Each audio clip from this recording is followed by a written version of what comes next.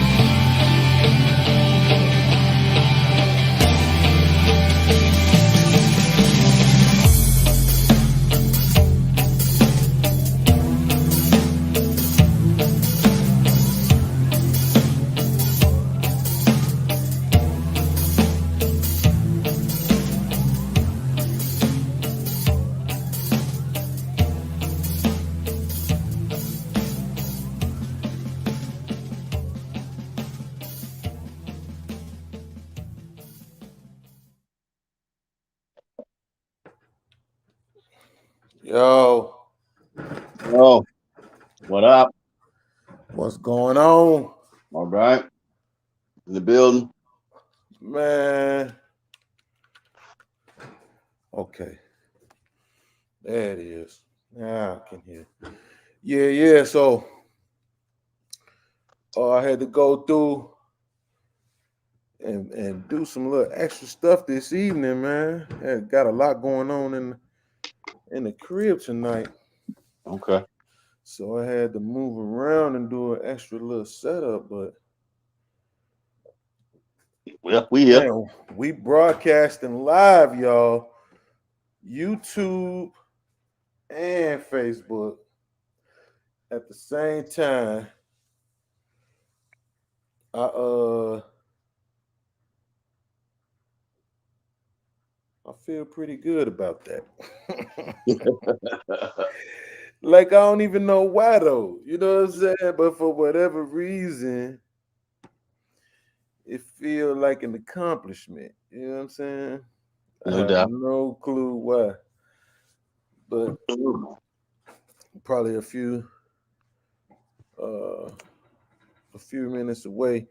So listen, at earlier today, I'm on my way to work and I'm just scrolling through YouTube trying to find something to listen to. And I found out about this whole situation with Drake and this whole putting the hot sauce inside the condom thing. Oh, yeah. You gonna have to enlighten me, fam. Man, so yeah, apparently Drake got up with this chick from Instagram and and I guess they had sex or whatever. And he took the condom. Hey, he took the condom, right? Hey, straight pour hot sauce in that joint Mm, on some diluting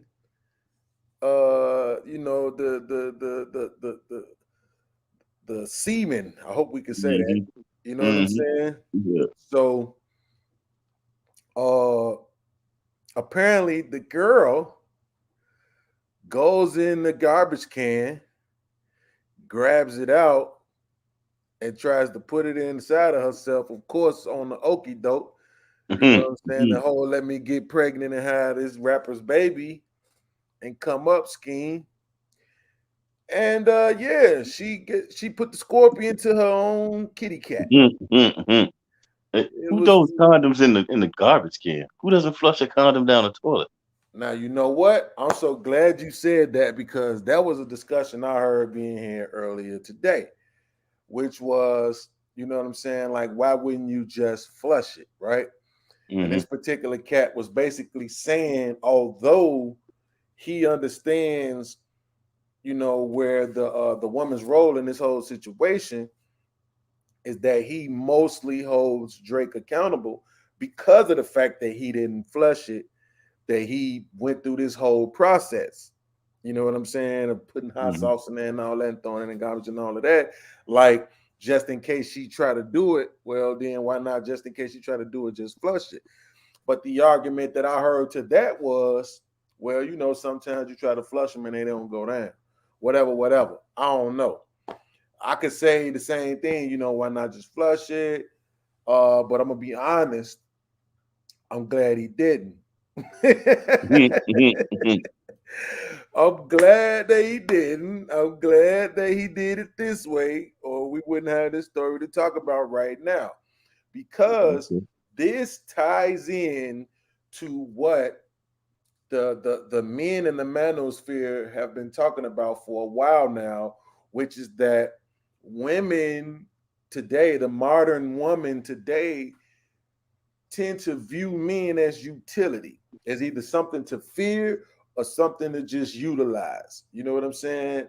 To take advantage of. And I mean, in this day and age, I get it. He's Drake. He's a famous rapper. You know what I'm saying? Apparently, he don't look too bad to the women. And so, the idea of maybe being with him or having a kid with him is probably not fleeting. You know what I'm saying? But if you can't get it through the proper channels, why do this? Mhm. You know what I'm Mhm. saying? If you can't Yeah. get it because he just want to date you and y'all fall in love and y'all get married and y'all have kids, then oh well. But this whole thing of we gonna trap somebody and get their money and all this and that, like, bro, that has to have some consequences. Yeah, but and I know you gonna disagree or feel some kind of way, but why, as a man, are we laying with these kind of women? At what point, as a man, do you respect yourself enough not to lay with these kind, not to waste a shot on these kind of women? Well, What point does that happen? now see, here's the thing. The reason why I can't disagree with you on that with this particular situation is because of the fact that Drake went through the process that he went through to avoid this thing. So that means in his mind, it was plausible that this woman can have that type of behavior. So therefore, I can't even disagree with you. If you feel like that's the type of woman this is, why even lay with her, right? So I can't disagree with you on that for this case. But in general, bro, most men are getting what they can get. It's just that simple. You know what I'm saying? What does Most that mean, men are though? getting what they can get. Most men, the best kind of women, most men can't get. But why is that though? Because most men don't qualify for the best kind of women, just like most women don't qualify for the best kind of men. What that sounds like is the best kind of woman and the best kind of man deserve each other. So why don't one strive to be the best kind of woman or the best kind of man so you could equal or level up to that place? I'm glad you said that. So it's not that I disagree with you, but I have to look at things from a realistic point of view. Realistically, if you say, like when we asked Mianka that day, what's a good man, right? And she laid down all those different things. All of those different things, those were things you could pick up. They cultural. If you get them, you get them. If you don't, you don't, right? But we know there's a specific set of things that are expected from a man and a specific set of things that are expected from a woman. And just being frank, I don't believe that the multitude of men or women will not even just aspire to those things, but they can't get to it. It's just certain behaviors and mindsets that we have that just prevent us from even being able to attain those things. I think most people are average, not just because it's average, but because it's comfortable. You don't have to do too much. You know what I'm saying? For instance, my cousin, all that money he got, and I tell him all the time, bro, I don't envy you because all the money you got to work twice as hard as everybody else to keep it. You see what I'm saying? To keep that level of money coming in. It's not like you got it and then now you found a way to make the money work for you. No, you still got to work for the money to keep it coming in that way. It's a level of uh of discipline that you got to have. You know what I'm saying? To even be focused enough to shoot after that type of stuff, man. And I know I don't want it. It's the what I see people do to have to make six figures a year. I wouldn't want to put myself through that. It's a lot of Yeah, but 60, 70, that's 80 hours a week working. I mean, whatever you get, you got to work for. You get a woman, good woman, bad, whatever, you got to work to keep her. You get a car, you got to work to keep it going. You got to work for everything. Ain't nothing for free here. True. Ain't nothing for free. Ain't nothing. True. Anybody who looking for an easy route or the lightest, or I just don't want to do much, they don't want much. And you ain't Yeah, gonna get much. And that's how I it is. agree. If somebody function like that, ain't nothing here you don't have to work for to Right. keep and to get to sustain it. And if you ain't willing to work for it, you just ain't gonna have it. And that's what I'm saying. I don't think the average person, bro, like average people are average for a reason. You know what I'm saying? Not just for the sake of being average, bro, but that's the amount of work. That's the amount of energy that they are willing to extend to being whatever. You know what I'm Mm-hmm. saying? Like what it takes to become a lawyer. Like I've been in situations where people have said to me, "Man, you should have been a lawyer." Matter of fact, somebody said that about you. Ani said that about you on our last show. She said, Mm-hmm. "Man, you should have been you should have been an attorney." You see what I'm saying? But the level of discipline and everything that you got to go through to get that, man, I don't have my associate's degree right now because math was kicking my behind. And I just did not want to have to go through. I was having enough trouble with math 99. I'm like, what is gonna happen when I have to face real collegiate math?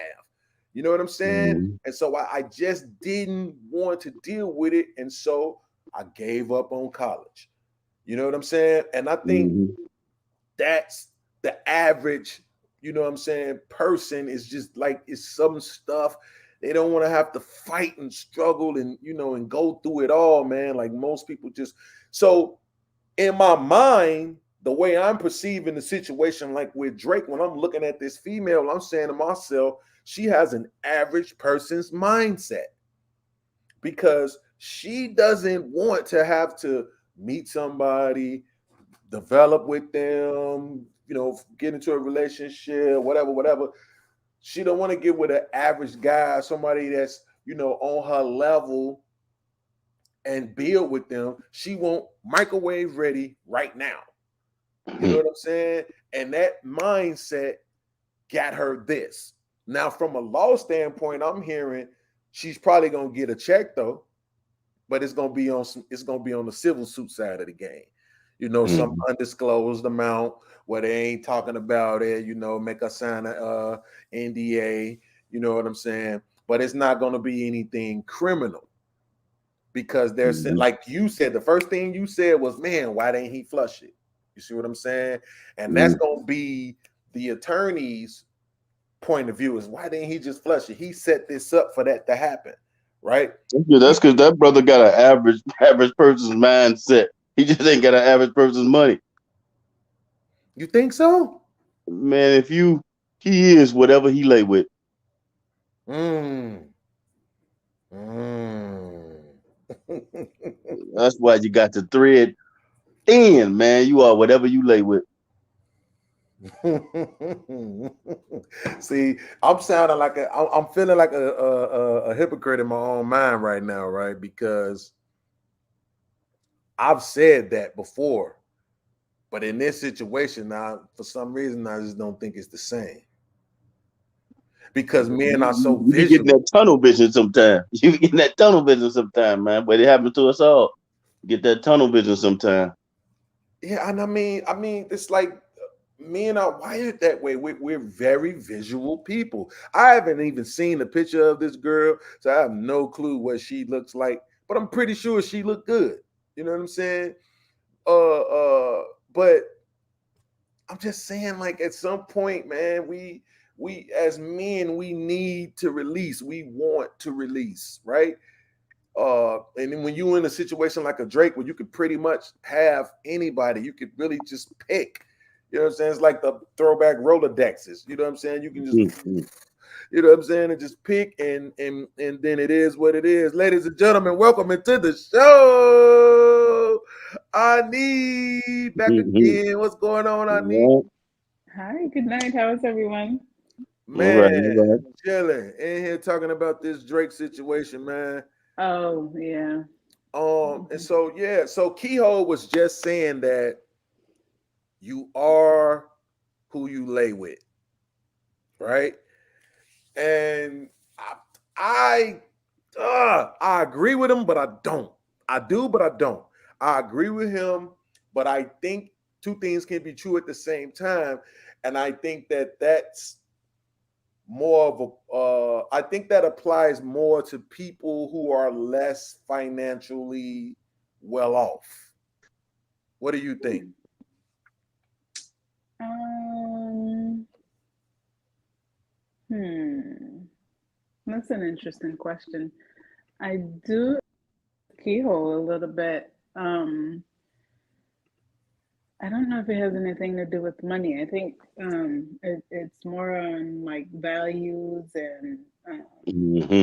Yep. You need to and have money too. Yeah. and impulse control and just um what your plans are. So Hmm. I don't really know if it has anything to do with money. I guess when you have money, you have better choices and you can really pick and choose and make demands. But as far as like you are who you lay with. Mhm. Hey, she just pointed out how much of an idiot he is. He has better choices. All the choices that you got, that's what you choose. Well, She just pointed out how that. Go ahead. I'm sorry, sometimes it's a matter of the path of least resistance too. Yeah. And I think with some of those men who, they have status, but they didn't have to like he worked hard to get where he was, but not really. He just kind of landed where he was because of talent. Mm. So he has access to different types of women, but it's more of like a conquer thing. Like, okay, she's a bad Instagram chick or whatever, so I can, let me see if I can. I'm Drake, so I'm just gonna go and do what I need to do. But um, I don't think there was any kind of like real thought put into it. It was just more of impulse. I have an itch, I need to scratch, and she's a baddie, and it's easy access, path of least resistance. I don't have to put in any work. So I think that's And part of then it. and then my thing would be this: are we Hmm. saying that the so-called Instagram girl automatically puts you into that category, Keyhole? Because I mean, outside of the fact that she was a so-called Instagram model, and that's the term there that's been thrown around. I Hmm. don't even, like I said, I just watched one show about it. So, but they're saying like, oh, she's just an Instagram girl.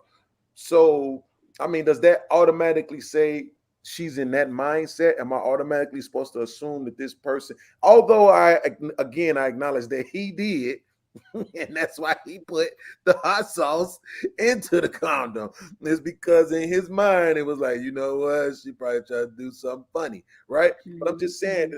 does being somebody who's using Instagram as a platform, as a resource, automatically put you in the category of whatever we want to call this young girl? I think they calling her Insta thought. I don't know if I should use that term though. Man, that Um, internet gives you gives anybody a forum to you know what I'm saying. It doesn't. There is no test. There is no competency. There is. You know what I mean. It's a doorway for anybody to walk into. hmm So I watched. that's an issue. hmm I watched a couple of shows on like different parts different people in the manosphere, and Mm-hmm. they had different people who came up and said that some of the Instagram models that they've encountered, they actually, when they met up with them for dates and things like that, at the end of the date, or not even the date, like they went to their homes, and before they could do anything, they said $10,000, like this is how it's gonna be, and they're like, wait, Right. what? And they demanded a price, and they're like, yeah, this is how do you think I pay my bills? Like, yeah, I'm an Instagram model, but how do you think so I think Mhm. I'm not gonna assume that they're all like Instagram bots, but Mm-hmm. anything that comes that easy, it's, you know what I mean, it's not, I wouldn't trust it. I Right. wouldn't be so trustworthy of it. So I don't know. I don't know how he's in the wrong though for what he did. Well, honestly, I was watching the lead attorney, and he Hmm. had KS on, and his whole thing was the same very first thing that Kehoe said was, why didn't he just flush it? Right? And Well, so go ahead. you're not supposed to flush condoms. I mean, they they cause all kinds of plumbing issues, and Oh wow. they're not good for piping, and they there's a theory that that's how what are they called? Gator sewer sewer gator babies or whatever they're called. that's how that's how they came about. So yeah, no, you're not Sewer supposed to flush. gator babies. Is that what they're called? I forgot what they're called. They're called something. Oh my god. I'm gonna use that to call somebody else their name tomorrow. Man, if you don't get your sewer gator baby looking at I that forget what is it's called. hilarious. Small. I forgot what it's No, called, but let's not they're change it. I like that. Sewer gator baby. And I'm gonna start saying SGB to people. They gonna know what I'm talking about. You sewer gator baby. That is hilarious. Yeah, if he was see. really being adult about it, he should have put it in his pocket and left with it. But the But thing is that he was at his house. So what I've heard from what I've heard is that he was actually at his house. It was his space. I Mm. thought they were had a hotel room. Well, see, that's what I'm saying. That's why I should have did some more research on the story, but it came so quick. I was on my way to work. I ain't have time. But from what was going on TLA's podcast, he was saying like, man, I'm in my own space. I threw it in the garbage, and then she go in the garbage and take it out. You know, it's like it is what it is. But TLA, Right. to Kehoe's credit, he said the same thing Kehoe said, like, why wouldn't you just flush it, right? And Yeah. basically what he's saying is that her attorneys will be able to argue that it was some kind of booby trap and that booby traps are illegal, right? So this kind of sets her up for at least getting some type of money on the civil side of the game. That is, it's unfortunate that he has to, and we're sitting here thinking like, well, why didn't he do this, and why didn't he do this, and Right, why right. did this chick go in the trash to pick up Mm, this, you know? And that's a then great point. let me ask you something, like Mm-hmm, if if say he didn't put the hot sauce in there and she was successful in what she was trying to do and she mm-hmm. got pregnant, he would be financially responsible for that child. Facts. So isn't that grape? Isn't that some kind of paternity fraud? Isn't that something like we're Yep. justifying like he should have done this and he okay, so he should have some discipline. He shouldn't have gone and messed with the Instagram thought. We know that. But he wore a condom. He didn't, he didn't deceive her. He did everything he was supposed to do up until a certain point. So what, like Mm-hmm, we're justifying like he should have done this and he should have done that and why didn't he do this? Why did this chick go in the trash, and how come nobody's talking about that? Like she went in mm-hmm. the trash and now she has the gall to go and sue him, and now she has like grounds to sue him, whether it's negligence, whether it's a booby trap, whether it's all this other stuff. Right. Like it just seems like we're in a weird society where we can justify her behavior, and then we're chastising him like, well, he should have flushed it and he should have done this and like it's just I don't know, it's just so backwards to me. Now I heard something today that blew my mind, and I'm not sure. You know, as I get older, I remember this old saying. Older people used to say, "Man, I've forgotten more than you know." And uh, I don't know if I ever knew this, but I heard today that, like, so let's say one of those situations where the teacher sleeps with the student. Mm-hmm. Let's say the teacher is a woman and the teacher sleeps with a teenage boy and she ends up getting pregnant. From what I've heard today is that when that boy becomes 18, he She's becomes financially responsible. responsible for that child Yeah, she can put him on child support. Mm-hmm. for a baby she had that was technically grape. Mm-hmm. Yep. Mhm. Listen, man, this is why people ask me, especially like one of my coworkers, why do I talk the way that I talk, man? Why am I so adamant about discussing women and privilege and these different things, man? And it's like it seemed like the whole country is against men. It's like nobody considers men at all. And they want men to consider everybody. And this situation with Drake is just another case. But I think, even though, like I said, he's probably gonna end up having to give us some money, and it probably ain't gonna be a lot, to be honest with you. It's probably ain't gonna be nothing but about 100K or something like that. But I think there's gonna be some precedence from this, where uh because men in power are going to look at this and say, hey, we need to do something about this. You know what I'm saying? Because this can happen to us too. I understand if an Ani or a Keyhole says that, men need to practice discipline, but we don't know if this dude is just screwing every girl in the world.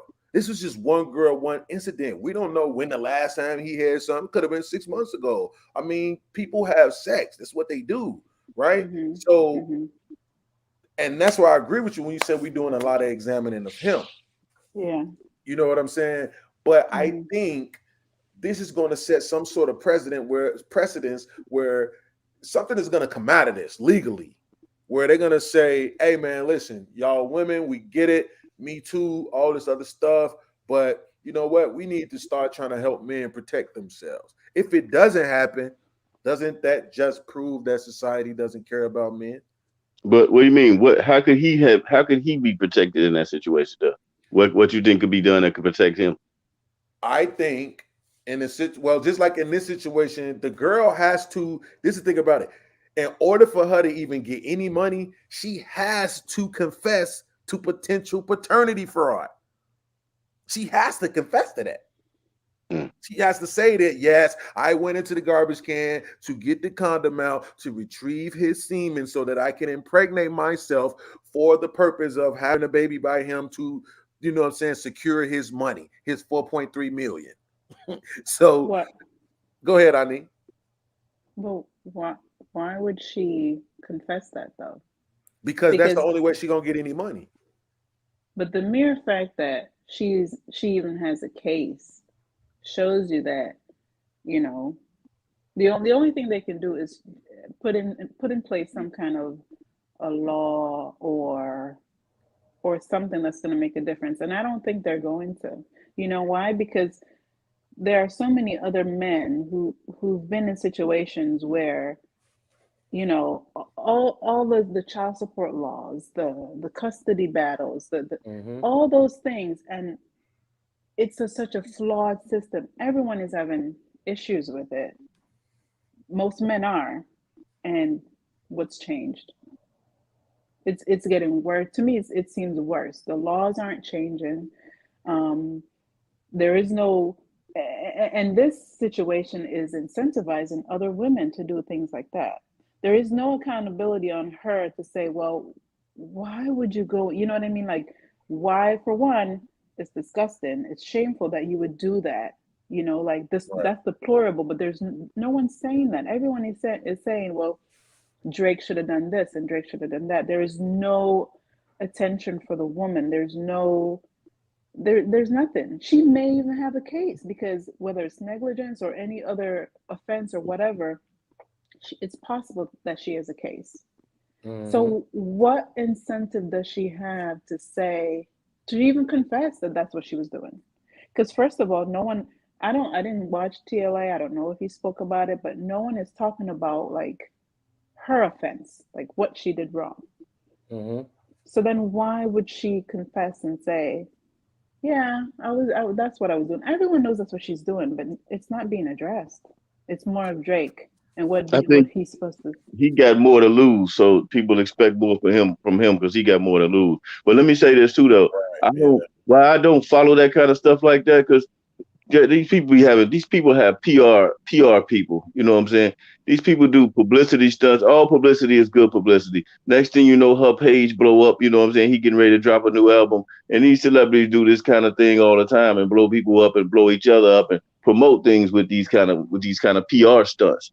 Because That's true. anything that sounds stupid as it sounds, it's hard for me to believe that. No, for real, it's hard for me to believe that she's stupid enough to try that, and that it sounds stupid him poor. It sounds stupid on both parts. Both, you know what I'm saying? So it sounds like a PR stunt that's gonna probably blow her up. Next thing you know, she could be a major player on the Insta thought host, whatever they screen, and then Right. he drop another album. That's what it sounds like to me. A PR stunt. It's just too foolish to be reality. Bro, that is actually a great take. It really is, man. Because I'm gonna be honest, I never even considered that. Never considered it at They all. do that all the time, man. Put out porn movie, all that, man. It's the world is a stage, man. When you dealing with any of these Right. Hollywood fools and Right. these, what I'm saying, one black eye, one eye, just sign throwing up cats, man, you have to understand you're dealing with an actor. You know what I'm saying? You're dealing with Mhm. actors and actresses and people who put on these charades to keep your attention. And they know people like gossip and foolishness and rumors and seeing fighting and what I'm saying? They know that so they feed that into the consciousness of people because they know people enjoy that foolishness. No doubt. No doubt, man. Well, uh honestly, I think I'm gonna let you close that segment out with that. Because I didn't even consider that. If I did, I don't remember if I did, but I don't think I did because I think I just thought like, why would you say that? You know what I'm saying? Like, Mm. why would you say that about yourself that you did that? But that is a great point. I'm willing to bet it's a PR stunt. I'm willing to bet. Drake did tweet something. He said, like in response to her, he said, "Go ahead, something like, go ahead, have your 15 minutes of fame because I have the other 24 hour or something." He said 24 Yeah. hours, three or something like that. So I don't Mhm. really know if that lends to the conversation or not, but I thought that was Yeah, it does. interesting That that he means was he's part of this publicity stunt too. That means he's part of it too. He's fully aware of what's going on. Right. You know what I'm He make a saying? new song talking about it. You know what I'm saying? Right. Yeah, she No blowing up doubt. and she in videos and all. She the woman, like the Gorilla Glue woman, which I heard she died or something. I don't know if that was a PR stunt too, with the Yeah, it Gorilla Glue was. woman. You I know what I Yeah, mean? looked it up. She ain't dead. It's just a she's still foolishness. alive. The Yeah. foolishness is just out here. Yeah, she's still alive. I don't know why they did her like that. What did she ever do to anybody? I never even saw the video, but of course I heard about it.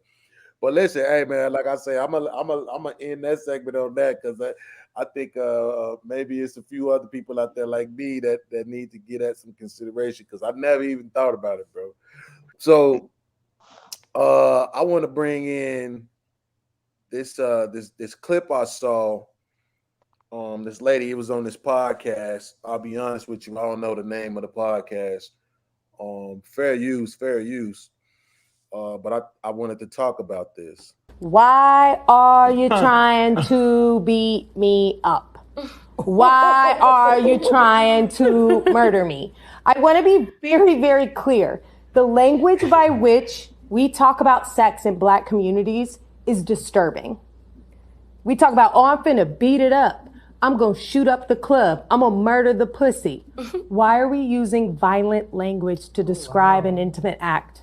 Okay. I don't know. I want him to murder the pussy. There's an answer to that question. She likes it. Right there. Now I think it's like when you have really good sex and it's called beating up the pussy, like this whole area gets really swollen and fat and it hurts. Yeah, no, I get that. So that's like the beat up. Listen. Aggressive sex can be painful, and I'm okay with that. But we have to stop marketing that as normal sex. Man, listen. Uh Honestly, I never really been into pain. But on a previous episode of our podcast, I seen your little podcast Tuesdays at 9 p.m. Uh, Shout out. you know what I mean? Somebody brung that up. I can't remember who it was, but somebody we was talking to, we mentioned about we were talking about porn for a quick second, and they mentioned it was a female, and they mentioned about how porn has kind of turned into this whole aggressive, abusive thing against women, where it's all just about pain. And I was like, yeah, I have kind of noticed that, you know what I mean? Like it is kind of getting ridiculous and the stuff that they doing. Apparently, this is, sort of taking on a normalcy of itself in our communities. And I know I've heard all of those terms. So far be it for me to pretend like I've never heard them or never said them myself. You know, I'm a murderer and I'm gonna beat it up and all this other Mhm. stuff. But what we didn't hear in that clip, and I'm gonna ask you two about it before I say anything about it. Why do you think that is? Like, why do you think we talk that way in our community about such an intimate act? Start with you, Ani. Um, I never thought about it. I think maybe it has something to do with everyone is familiar with violence. Mm-hmm. Um, and when you're trying to be extreme and you're familiar with like certain language, I think you tend to use that type of language so that everyone knows what you're talking about, I guess. I don't get I just don't understand even discussing such an intimate act anyway, the way we do, the things we say about it. So, but yeah, I think it's more of we're all familiar with violence. It seems more and more that we want like even when a woman initiates or asks for it, it's in that type of language as well. So we're not even setting like redirecting or changing the tone of things. Like we're encouraging it. So Mm-hmm. even if a man comes, his approach is in a violent manner with the words he used, we don't redirect it. We encourage it. So I think if we made a difference or said something different, it would be different. But the fact that we're even now saying, I want you to murder it, I want you to beat it, or whatever, um, I think that's why it's just perpetuated because we don't change it. But I don't know the real reason why. It's just I think Mm-hmm. violence is something that we and I think we're just vulgar people. We as a people we're very vulgar. We don't have we're crass, we're abrasive. We don't have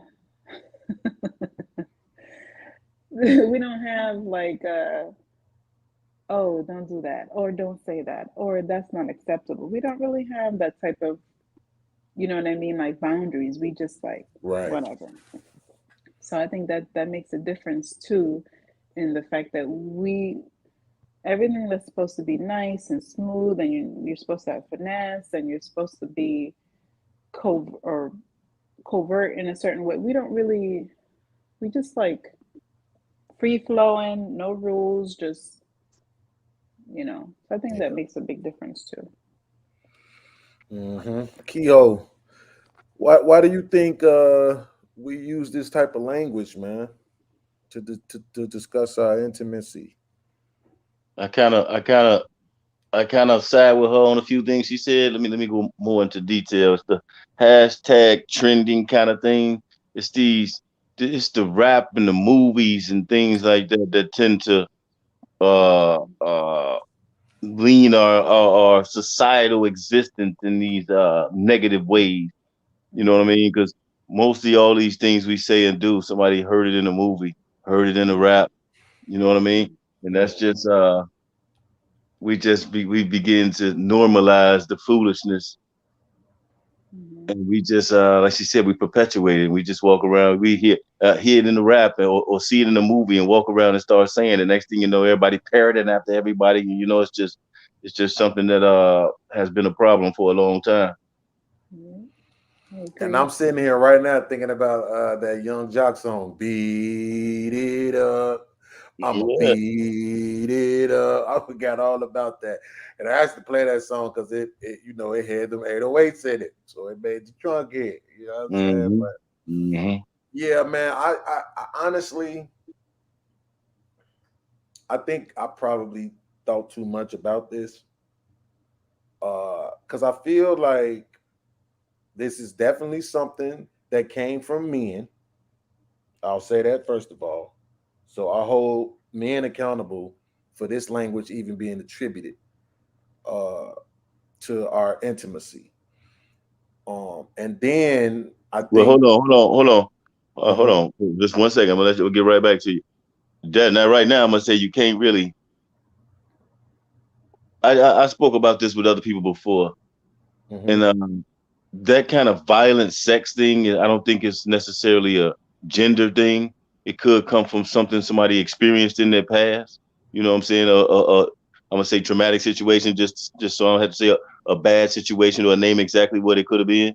But some Right. of that comes from traumatic experiences that somebody's had. So I don't think it's a gender thing. So you can't really put that on man or women. You just put that on the experience that an individual has. But go ahead. I mean, I can dig what you're saying, but I would still say the language itself, just even just using that particular terminology, uh, I can't. Yeah, I mean, everything has an origin point. That's how my mind works. Everything has a beginning. There's an alpha and omega. There's an origin point to everything, and to me, I just feel like that was just something uh, that men took uh, and ran with, and then, like you say, because we instilled it into our language, then the women are perpetuating it. Like, this is the one time where I'm blaming men for something. We should probably let that stand. It's probably not gonna happen again for a real long time. But I do get what you're saying, because uh, in my mind, mentally, I really think about it and I say, okay, for the people that had those type of situations, the women who might have been great or whatever, uh, I don't think the language then comes into play. I've seen so many different. I was on Twitter a while back, and when it used to be videos like that, it would be so many women like, I don't know why men think we like this. You know what I'm Mm, saying? Like, I don't know why. yeah. This all they think about. He don't care about her at all. Hmm. You know what I'm saying? So that's what make me feel like the language itself probably definitely the origin of that is men feeling a need to, boister themselves. You know what I'm saying? And and feel, masculine about, what they were doing. Um, but I definitely think I don't talk like that anymore. I've been with my lady now for 10 years, 11 years actually. So, I mean, I don't even talk like that no more. So it is what it is. You know what I'm saying? But I think I'm gonna have a conversation with my son about this now. You know what I'm saying? And see where his mind is at. I've never had the conversation with him or even asked him, has he been intimate? He's about to be 17. But I think I do want to have a conversation with him now, because I don't want him to be taking in any of this type of disturbing language. I don't want him to take that into his relationships. I need, like, you had something you want to say? I agree. I do think it came from men, um, because aggression, like that type of a physical aggression, it comes from men. But I think, like Keyhole said, the MCs, the rappers, they they probably like mainstreamed it, and Mm-hmm. then the women rappers, like when they came through, they started with it. And I don't know, it sounds different listening to them talk about it. I don't know, it just. Right. But anyway, so I think they perpetuated it, and instead of just letting them know like this is not acceptable, I think they try to emulate what the men are doing, and then they start, you know, and I think in sociology there's a term called the matrix of domination, when Mm. men when it theorized that when men have no power, or they've lost some kind of power, then their aggression comes out in other ways, because aggression is channeled, violence is channeled aggression, right? Mm-hmm. And if they have nothing to put it into, they put it into other things, and sexuality is one of those things that they put it into. So it's not necessarily like if they start being violent in a sexual way, then something is supposed to be put in place to check them or for checks and balances then. But when that's not there, when that's not there, or other men aren't checking them, then they just continue. And then the women then start perpetuating it. I don't really think it's a matter of, um, like Kehoe was saying, rape or possible assault. And that's why they then start singing or rapping or whatever, or talking about it that way. I think it's more of, it has something to do with a sense of power not being there, and they have to show their dominance in some form of way. And sexuality is one of those ways that you can, you know. But I think Kehoe, I think what you were trying to say, and correct me if I'm wrong, is that for the women, sometimes they have situations that happen to them when they're younger, and then that kind of makes them think that that's what they're supposed to expect. Okay. Okay. I Yeah, hear what you're but saying. when I say that happens to men too, it happens to men too. Some men were taken advantage of. You know, Oh yeah, yeah, yeah. everything is more situational than we. That's why you can't really take one thing and just like put it all on one person, because there's men who've been raped. You know what I'm saying? Taken advantage of, and have Mm-hmm. that same thing too. But I understand what she's saying. I can see how someone might try to get some kind of power or some kind of feeling of power out of it. I mean, Mm-hmm. Mm-hmm. I don't. That's never been my thing. I don't want you to, I don't want to punish. You know what I'm saying? Right. Mm-hmm. That's just not what it is. But I knew guys who used to, that was the thing, that the punish, beat it up and type of thing. And but that Mm-hmm. wasn't really, that's I Mm-hmm. guess I wasn't that that I didn't see it as violent as some others might, for whatever reason they do.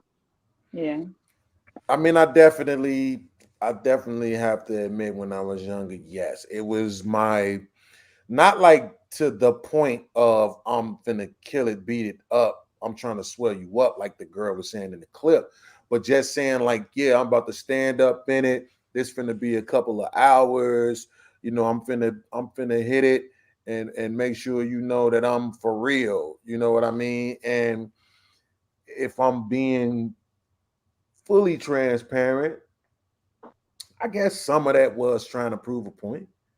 You know what I'm Yeah, saying? I'm thinking about what she said, because at no point could you have been trying to please the woman. You were Right, actually punishing her. right, At no yeah, point did you think about pleasing her, when that's the way you go in it like that. right, right. Yeah. And this is what I was gonna say too, though. Don't when we say like, okay, yeah, I'll acknowledge that men probably put the language out there and stuff like that, and I'll acknowledge that the hip hop music and media and all of that had its influences. But hey, let's not pretend like porn itself isn't a big influence on the community, because it is. And it is way It's, more women who watch hey, porn than I believe for a hey, long time. when I saw what they call fisting, I knew it had went to a whole nother level. Right. Yeah. Yeah. Yeah. It is the ultimate act of violence.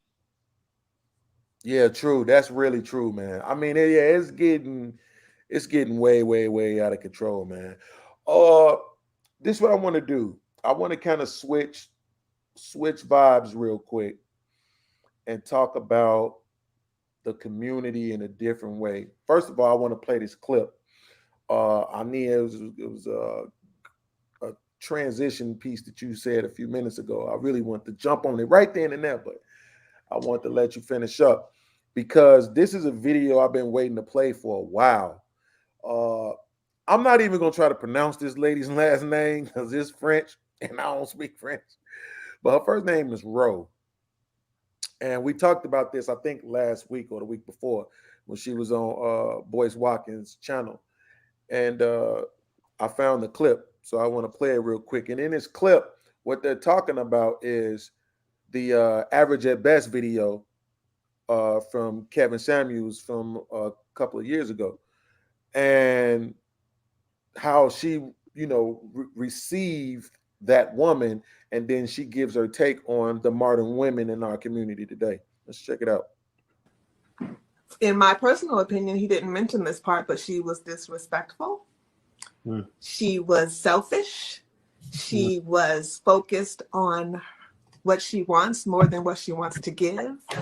She Mhm. didn't have any feminine skills to offer. She didn't have any nurturing skills. She didn't even know what men actually seek, who are in the category that she seeks, or just average men. She doesn't know what they seek either.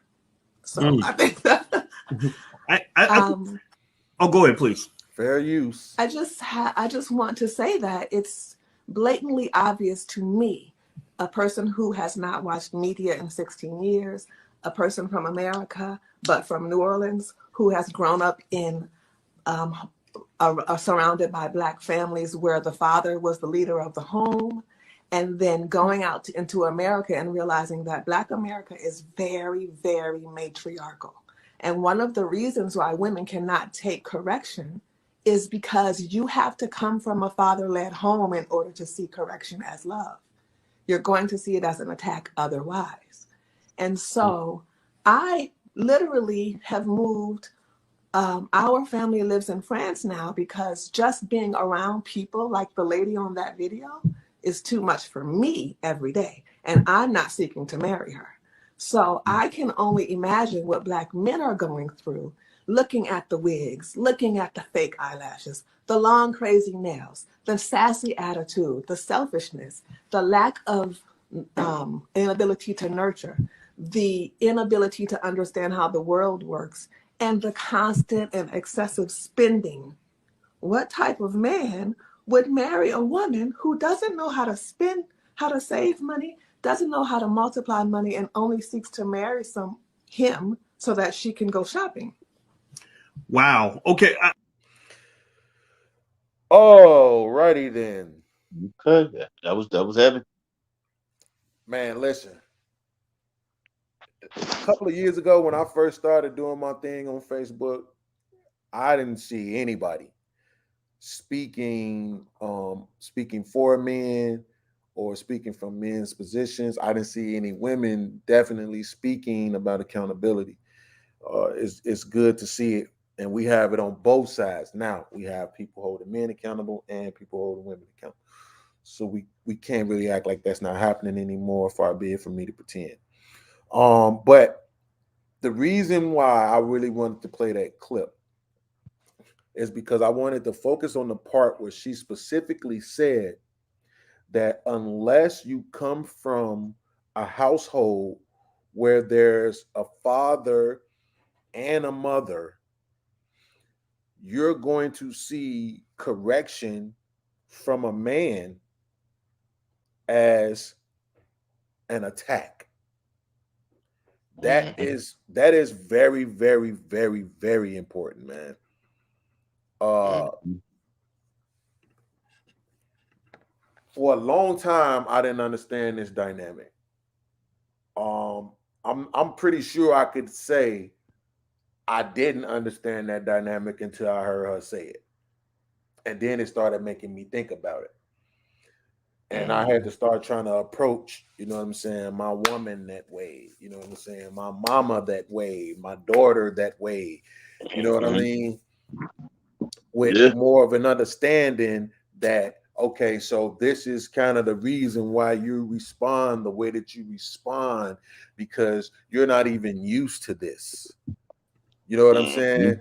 Mhm. You haven't even been in a situation where you've consistently seen a man be in a leadership position and the women following that and valuing his correction. So because you haven't seen it, and then you add in all of the other feminism and programming and stuff that we've had going on, then like the sister said, you looking at what I'm doing as me attacking you or as me criticizing you. And not only just in my own life, but even on social media, it has been times when I have said things where people would be like, why you attacking? They literally use the word, you are attacking women. And I'll be like, wait a minute, what? I'm attacking because I asked a question. I'm attacking because I'm giving my perspective on something. How am I attacking anybody? And like I said, after I saw that, then it started making sense to me. So, Keyhole, I want to start with you on this one. Um, can you kind of like whatever she said in there that you want to respond to, of course you can. But as far as the whole growing up with the father and the leadership of a male in your life, can you see also how that plays a role and how women respond to us when we're offering correction or criticism? I can definitely see that. I've definitely experienced that. But I think with with male masculine and feminine energy in the house, it creates a level of balance, and it's Mhm. balance that puts us in this place, not following either or, because there are things that your mother brings to the table, and there are things that your father brings to the table, and there's a balance that's right in between there where you get when you have them both in the house. I don't think it's about so much as, oh, he's supposed to lead and I'm supposed to follow. I think it's a proper balance, man, because a man can't do what a woman can do, and there's some things you get what I'm saying. There's I some do. things a man can do that a woman can't do, and vice versa. So there's a level of balance there that we are missing nowadays. Mm.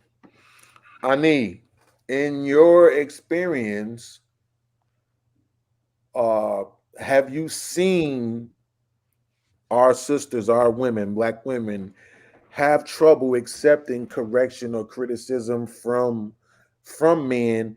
And would you also attribute that to a lack of black male leadership roles in their families and in the community as a whole? Um, I would say yes. Uh, um, I would say yes. I mean, it's hard to, uh, from my understanding, men do bring structure and correction and order. Mhm. Can you hear me okay? I'm hearing Yes, like a reverb. yes. Um, and when that's lacking in the home, it's hard to take that correction. But I also think that it's just a lack of parenting because even when we're parenting, even when a single mom is parenting a child, if we're preoccupied with whatever we're doing with school, with just being a single mom, or just being that child does not know how to be. They don't understand authority figures. They don't understand that there are boundaries, there are standards, there are things that you have to follow. Like, you there are rules, and you have to live by these rules, and there are consequences to these rules. It's just kind Mhm. of chaotic. So I think I do agree that when there's no male leadership, but when there's no leadership at all, because we're we as moms, we're busy surviving. We're too busy maintaining our children versus like actually parenting them because we weren't Right, parented or whatever. right. And that's one point. I think the other point is we don't really respect men. Like we don't see men as Preach. um and I mean no offense. I just see like the way we address and even interact with men. I don't really see it as respect. So it's almost like it's an offense when a man say, "Hey, yay," or whatever. Mhm. I also do think that male leadership is lacking. I think even when there are men Mhm. around, they don't have that leadership type. They when they do try to correct you, it's from a place of anger, or they're hurt, and when they do try to correct you, it comes off as an attack. It does come off as an attack in a way.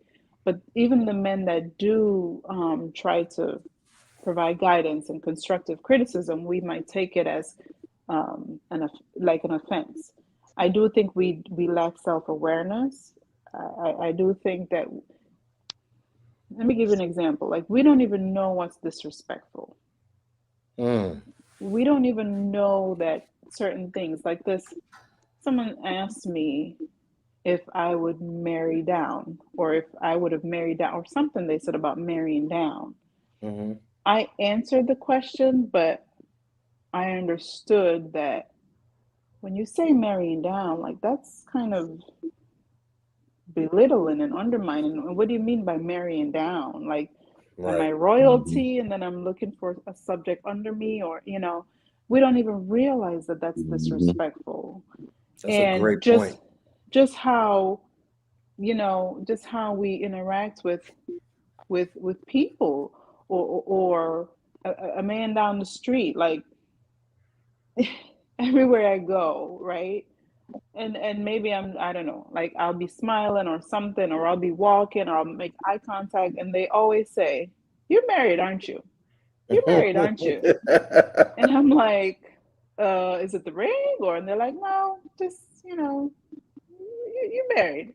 Right. And then I see how others interact, and I'm like, "Oh, I see what they mean by that," because it's Yeah. almost like it's this contempt and disgust and this Yes. even when they're old, even when like there's an age gap or whatever, where I'm thinking, that's an elder, like he's an elderly black man, or he's, it's just, to me it's just like there is no, there is no, like I went back in the Facebook group today, and I saw a comment about, I guess Kay and Kayla had a show last Monday night, Mm, and they were talking about understanding, about black women not understanding black men. mm, And then I guess the rebuttal was, well, no, black men don't know how to express themselves, so that's why black women don't understand them. And then someone, a black woman, a black girl, she sent in a comment, and it was, well, what about white men's feelings? They have feelings too, but it gets dismissed. And I'm like, what? So I responded, like, we just don't understand. Like, we don't understand our men.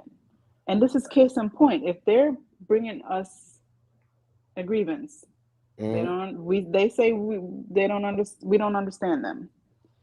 And your response is, well, what about white men's feelings? Like, you're completely disregarding, like, it's almost like Right. Black Lives Matter, all lives matter, and it's like, Right. well, what about this? We're saying this because there's a reason why black men are saying they feel misunderstood, and even if you disagree, like, you come away from the conversation with an understanding, like they don't feel understood. What can we do to help?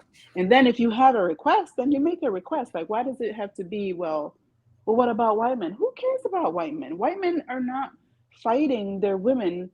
They're not fighting the world and fighting their women on the it's like I said, there's a Hmm. war. They have a war on two fronts. I feel like black men do.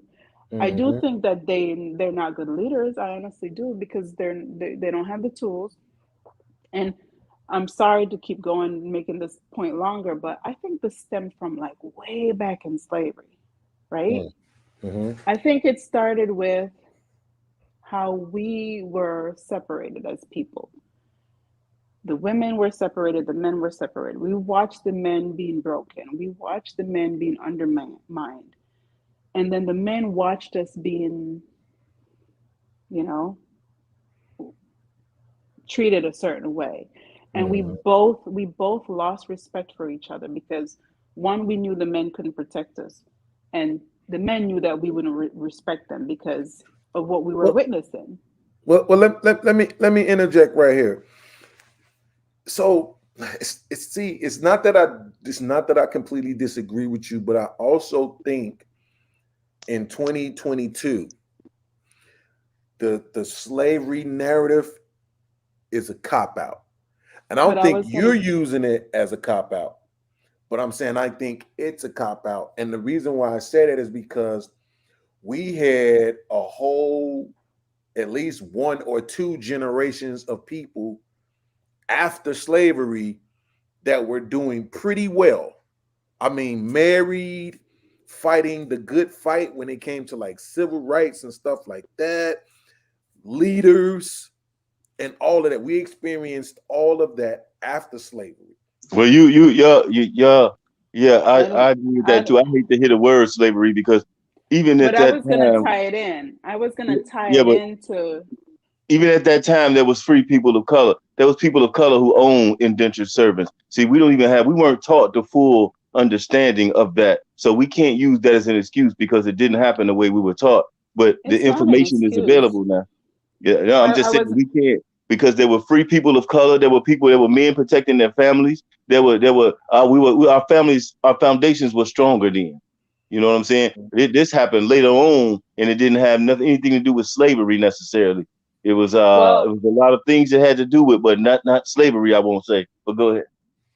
I think and I'm not using it as an excuse. I'm saying it started from then. The contempt started from then. So Mm-hmm. even when we were free people, this is why this. I honestly think this is why we were so quick to kick the men out of the home, because the contempt started from way back then. So to me, why would a group of people come and promise us something that had nothing to do with us and we just ran with it like that? Like feminism, why did we run with it? Because we already had that contempt. We already didn't, and it started from back then. And then I can give you an even with example. even with and I'm going to try to tie it in, and then so even when so then feminism, and then the men were out. Then it was this whole sexual liberation, and it was like the men weren't really important, and then it just continued. So even though I agree, we had generations where yes, people were married, but it started from them, and the women would talk about the men to their children and the grandchildren. It just came down, and it came trickling down, and then we as women, we look in the general society, and we see how our men are treated, and instead of like trying to be united with the men, we start taking the side of society who also Right, hates right. hates the men, and then don't I see respect the that. men. So it started. Yeah, I I think see it that. started from back then with how they treated Hmm. us and our men, and then we just continued and we perpetuate. And it's today. It's like this whole. Um, it just continues, and it's to me it's getting worse. But I see why you said you wanted to tie it in, and I get that. I get that because it basically what you're saying is it was like a roller coaster. So at one point it was really bad and it got better, but you still had some of that still there. So the mm-hmm, minute that it got kind of bad again, it was easy to just revert back to the yeah, old ways. You know what I'm saying? mm-hmm. Of separating and looking at black men with us, I guess like you said, contempt uh, Contempt for and how disdain, they were being treated. And so right? and I can't argue with that because the decline in marriage rates really started around 1960, which was about, you know, arguably 5 years into the civil rights movement. So I can see why you would say that, but like I say, I don't like to discount that period after slavery Mm-hmm. where the men and the women had gotten together, and we're talking 60 and 70, and some people even argue 80% marriage rates among black adults in America. 80, Uh, yeah. We had the which highest married, yeah, we did at one point, 87%, like yeah, higher it than was any other race. Yeah. exactly. So we Mm-hmm. had that point. And then, Mm-hmm. but like I said, I can see how you tied that in because then here comes the civil rights movement, and all of a sudden, again, black men being lynched, hung, and it's all on TV, beaten, Yeah. hoes, dogs, sicked on. You know what I'm saying? So here comes this whole demeaning of the black image again. So I see Mm-hmm. how you tied that in. But I want to play this. I want to play this clip real quick. This clip is really short, but it shows exactly where I would argue a majority, but at least a great portion of our modern women, how they think about us men today. I'm just so tired of black men talking about submitting and how black women need to submit. Of course you are. This is what you're going to hear with just about every modern day woman say. And they're going to say it no matter who the man is. Submission is like kryptonite to the modern day woman. These modern day women think their WAP is enough. They think all they have to do is show up. Well, if that's all it took, every woman that wanted a man would have one. When the reality of it is, black men have nothing to submit to. Black men are the most feminine men on the planet. You're absolutely right. All the men that you interact with. Why should black women submit to a feminine man? You don't want to be a protector provider. Black men feel like in order for them to protect and provide for you, they have to be getting a reward or be getting something. This is very, very, very important what she's about to say right now. Okay. And I told my coworker today the reason why I don't never make those type of interjections where I say not all and all this and that, because we're adults. So we know that we don't have the authority to speak in absolutes. But I definitely will speak in generalizations when I can look outside and verify that something is happening a lot more than it isn't. Just pay attention to what she's about to say right now. This is really important.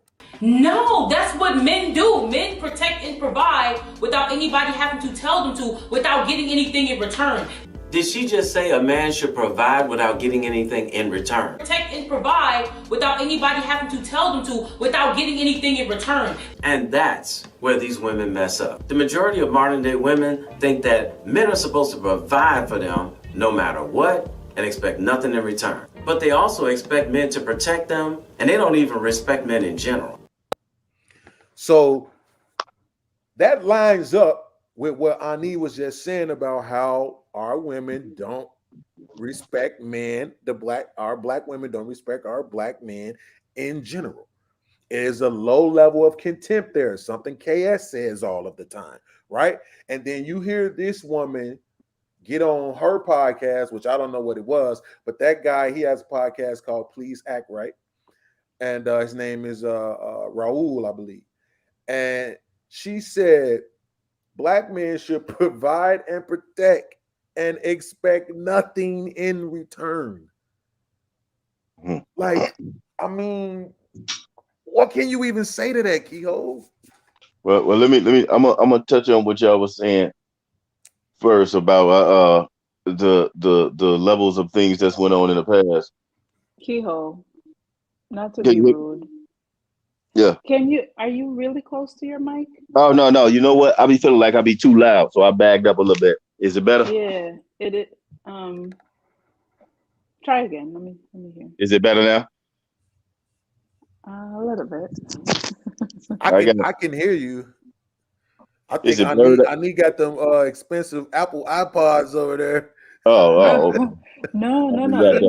Even my husband, when he said he was listening to it, he had to like rewind because when Kehoe was speaking, it was too loud. It sounds muffled because it was like really loud. Yeah, that's why I So tried to back up a little bit. okay. Yeah, I'm sorry. Go ahead. My apologies. Well, I don't believe the past has got anything to do with what's going on today, as much as I think it's a psychological thing that's going on, because Caucasians were enslaved, Asians were enslaved. Everybody went through that. It was a business. It wasn't specified on to people of color. So everybody's went through their experience with it and dealt with it, even though they don't talk about it. And some of them more than us, and more than us, because many of us weren't slaves. And if you look up your genealogy, you can see that. But I think it's a psychological thing that's going on that has an effect on us and pushes us apart. Can you I mean, well, let me ask this: if you say that it's psychological, but wouldn't that psychological effect be something that stemmed from the past? If somebody created a story or painted you to be a certain way and separated you from your elders who would teach you the way you really are or were, but they separated you and began to teach you were something, a savage, and insert this false information into your psyche, yes, it would have an effect on you. So what are you I'm sorry. Just help me understand what you're saying. You're saying that what our people experienced back then has nothing to do with what's happening right now, but psychologically there's something going on while we're Yes, responding. yes, because So we've been miseducated. We don't know who we are. We don't know where we're from. So we can't figure out where we're going. We think we came on slave ships and we all did this. We don't know who we are, where we came from, our true traditions. We don't know anything about ourselves. So it's hard to even function in the right now when you don't know who you are, who you were, when these people created all these slave stories, which you can really look up, and by doing your own genealogy and discredit majority of what they taught us. So what they taught us, if you don't know where you going, where you came from, or who you are, and I insert programming into your head, I just created something. I created a being. I created the black person, the African American. The African American is a creation of someone else. Agreed. It's not even that's not even African American history. What is that? When did that start? When did that start? Who created it? I mean, you could actually see all these things, and you could see when these people. Why is it Jewish people always funding civil rights movements and things? Why don't we? Why isn't anything we do on our own? Why is it being led by other ethnicities? If there's a psychological warfare being waged against us, and we haven't recognized it yet, and we're continuously at each other's throat because we don't see it's being manipulated by outside sources. People who Well, weren't even here, people who weren't even here in the 1600s created our history and gave it to us. Even Martin Luther King told you and told us all before the pilgrims came, we were here. Before before Martin Luther King told you, Malcolm X told you, we are aborigines, but you don't like being called that, do you? But now we are this creation that these people, that these foreigners have created by giving us a false history and a false understanding. So we don't know who we are. We can't relate to ourselves. We hate ourselves and we hate our true culture because we don't know it's ours.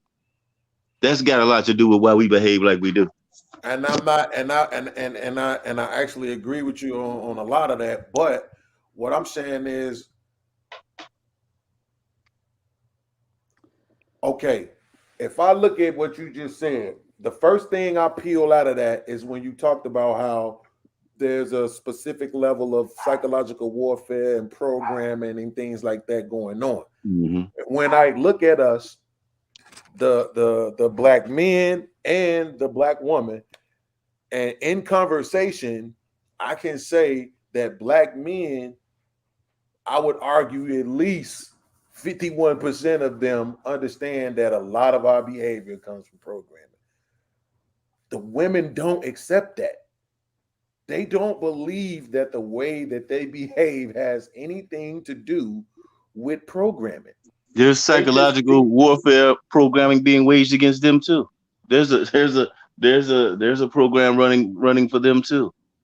no doubt. And so, but what I'm saying is the reason why I believe that I agree with you that it's more about what's been going on. I would argue maybe the last 50 years, but okay, even today, if you want to focus on that, yeah, like it really matters. And but I still say it's a lot of, like, there's this old saying, there's no new tricks under the sun, right? It's a lot of the repetitive stuff. Like when Ani was talking and she said uh about why would the women, feel this way? Like why would they feel like they want to do this or they want to do that? And the first thing that came to my mind was Eve. Because like I think I might have said this before on the program. Somebody mentioned to me that if Adam and Eve didn't have any knowledge of good and evil, then what made Eve do what she did? What was the driving force? It wasn't good, but it wasn't evil. What was the driving force? And to me, it's ego. Ego is what makes people do this.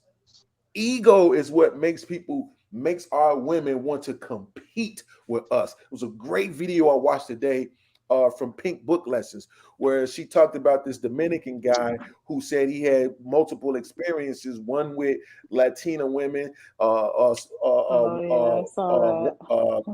and one with Black a woman. black woman. And with the Yeah. Latina woman, she got up and she cleared his plate from the table and Hmm. served him his food and cleared his plate from the table and made sure the dishes washed and everything, because she wanted to present herself like a wife. Where the black woman, get your own plate and remove your own plate from the table because I'm strong and independent and I don't really need no man anyway, right?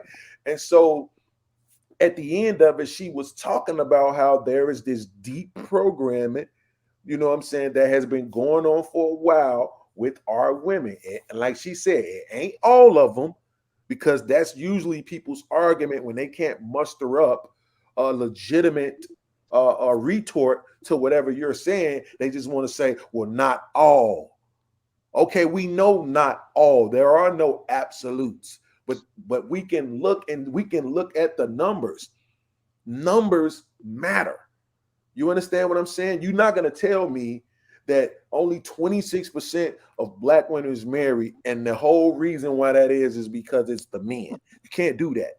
So while I agree with Keyhole that we need to be focused on now, this is one of the things I wanted to talk about tonight too. I most definitely am tired of people who want to keep talking all this. It start with self stuff because it does not. But it just does. Yes, It it does does. not start with self. When you go to therapy, that's the first thing they tell you, let you know. Everything always starts with self. You can't expect somebody else to change or be something that you're not gonna be. Or you know what I'm saying? I can't come to the table and say, look, I need you to change. And I'm just walking around, I'm a a-hole. It don't work like that.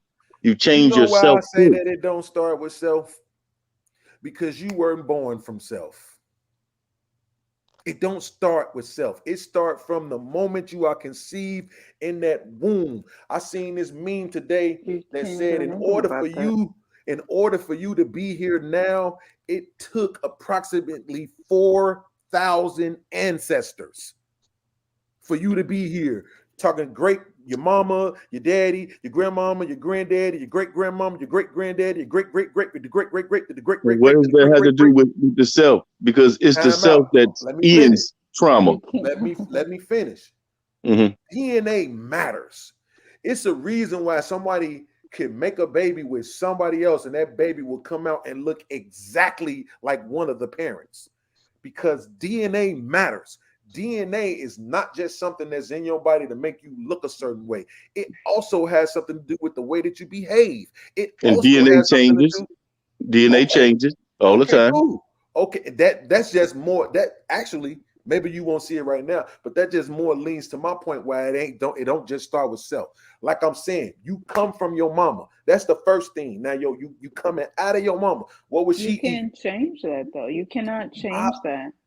you, Yeah, he I'm not trying to be. It disagreeing sounds with like you you. trying to avoid accountability. That's what it No, it sounds don't. like. It don't Really bad. sound like what I'm Because saying. you're It don't. saying That what's don't sound wrong like with what I'm you saying. got to do with your mother. But whatever issues I had for my mother or my father, it was up to me to heal those once I became aware that those was issues. So that's why Okay. I always You told me. just said what's wrong with Yeah. us as a people has something to do with the fact that somebody else programmed us to be a certain way. And it's And then up in to the you very next to breath, you're reprogram it. going to tell me, hold on.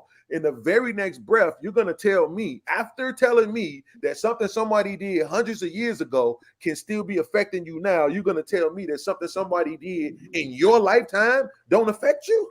You're No, being but programmed right now, brother. What do you mean hundreds of that's years ago? Every time you cut a TV on, you're being programmed. that's not Okay, what cool. he's But saying. It's okay, not. so that He like to okay, so restructure words. no, no, no, no, no. Listen what I'm saying. I ain't restructing nothing. I'm the That's one not what whose I words said. I'm the That's wait, not hold what he on. said. I'm the ones whose words are being reconstructed because this is what you're doing. You're saying it sounds like I'm trying to avoid accountability, but I'm not Hmm. because what I specifically said is that it don't start. START. It does not start. The first thing you said when I said that was when you go to therapy, bruh. How old are you when you go into therapy? Your life did not start the day that you went to therapy. It's like you talking in circles No, I'm because not. Your no life didn't point could start ever to be the reached. day you went to therapy. No point could be made when you talk in circles and talk around because you're avoiding you're avoiding things Address and what speaking in okay, do me a circles. favor. Just address what I'm saying. Did your life Keyhole. start the day that you went to therapy? Yes or no? My life started the day I came out the womb. Okay, your life started the day you came out the womb. Matter of When fact, you as I came was out in the the womb, womb, my mother was imprinting on me. my man, appreciate that. Now watch this. When you came out of the womb, were you taking care of yourself or was somebody else taking care of you? My when I came into self awareness. See what I mean? It doesn't It's matter a about simple the taking care question. of myself. It When I does came because it into don't self start awareness with and I self. was That's able my to point. consciously make decisions, that's what because every decision I made began to affect me. Okay, Every what age decision was you've that? made has put you where you are, the same as me. You know what I'm Okay, what saying? age was that? What age did you start consciously making decisions for yourself? I think that differs. I think that differs with people, but I won't even I could go younger, but I'll say 12, 13. Okay, 12, 13. So what you're telling me is that at the age of 12 and 13, when you were able to start making decisions for yourself, there was no influence. You were a blank slate. Your mom, your dad, your friends, your cousin, your schoolmates, your TV, your music, your nothing had influenced you. None of that had anything to do with the choices you were about to make in your life because you were a blank slate. It just It all did. started with But you once from that moment. Okay, listen, it did. But once I became, especially the age we are now as individuals, for somebody, that's no different than somebody sitting up, like you said, you don't like when people blame slavery. You doing the same thing. I'm You, not, you, you too old to even be talking about that. but That I'm don't not matter. talking That about don't matter. me. You could Just change just whatever you listen. wanted Just tomorrow. But I'm not talking. But listen, Kehoe, this is the I Seen Yola podcast show, not the Let's Do a Dichotomy on Bean show. I'm not talking about me. I'm saying specifically in general, it does not start with self because there are so many other things that go into you before you even have the opportunity to start making decisions for yourself. And Okay, that what matters. what about when the point comes, like now, you're fully aware of that. So why are you still carrying some of the same trauma if you're fully aware that you're fully aware that you know everything Because that's I wrong, but you still ain't did nothing to alter because that, heal that, No, change listen, that. because you don't, first of all, you don't know that. But second of all, because You admitted it. no, Yeah, I didn't he did. admit that. I didn't admit you that. I just you don't do what did it. y'all think I should do, which is go to therapy. No, That's what nobody you said think that. I should do. I Nobody don't, said it. that's because I I don't go to said therapy, I don't went mean to I don't have therapy. more. You even, I know, and you said when you went to therapy, they taught you breathing tactics. Everything How do always you comes back know to I self. don't know those same breathing tactics? You don't know that. And that's my But point. You don't but the know. last but the last show you mentioned some of your shortcomings. So even if you're not going to go to therapy, you should be doing something that's going to help you overcome those shortcomings so that you Okay, can but this is what I'm be saying. your better self. Why how do you know I'm not? That's because you said it. You I did Yes, not you mentioned, say did. that I didn't. And I no, will go you we can I will let y'all I'm talk and talking I will go about, get the tape and I will well, pull it listen to up what I'm because y'all saying. are wrong. Listen to what I'm saying though. In the But you have to last be right. show, no, I don't have to be right. I don't care about being right.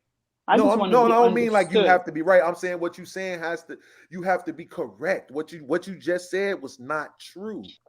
Well, what did I just say? You just said that on the last show I said I don't do anything No, she to didn't. I'm talking about your outcomes. I'm talking about the outcomes. You said you didn't do therapy, but even if you're not going to do therapy, whatever you're going to do, it should be, your outcomes should be different. And which is why I understand what he's saying about self, because now you're in control of self.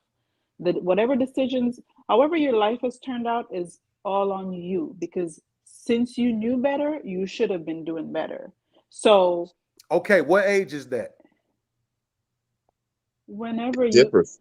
whenever you That's my can, point then. Like how can you say that it differs, but it then at the does. same time say that this is somehow some universal thing? It differs. So you don't know that if it differs, that means a person could be 12, a person could be 20, a person could be 56. You can't say that. You don't know. It Eh, does start with self. Once you're aware of these shortcomings and what you need to be doing something about it. You can't just sit around and say, "Well, it's everybody else's fault. It's this fault." Like you have to take the steps to Right, but make the that's not what change. I'm talking about. What I'm talking What it about is the narrative of saying like when you say it starts, what is it? change? Change. Okay, Hmm. then I don't disagree with that.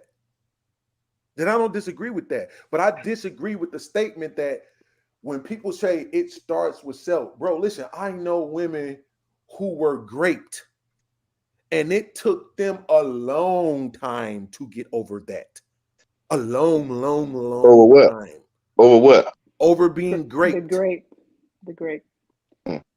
But it Okay. started. It started with them. It started with them, self, their self. Hmm. Like they had to Right. take the But steps. that's what I'm saying. Now we have an understanding. Because when people say it, I don't think change. That's not what I was thinking. What I are you was thinking thinking? they were saying the reason why you like the reason why you even have to change is because of you. The reason why The that's reason why even you have to change is necessary. because of you. Everything Man, always comes stop it, back to man. self. I Everything Stop think it, it's man. always comes it's back your to self. outcomes, your outcomes, like Hmm. whatever outcomes you want different and how it's affecting other people. That's where it starts. Right, and we talked about this earlier. Everybody's outcome, everybody don't want the same outcome. Some people are comfortable with being average. Some people are Well, okay with that's having average life, average money, average whatever. Everybody don't want the same outcomes.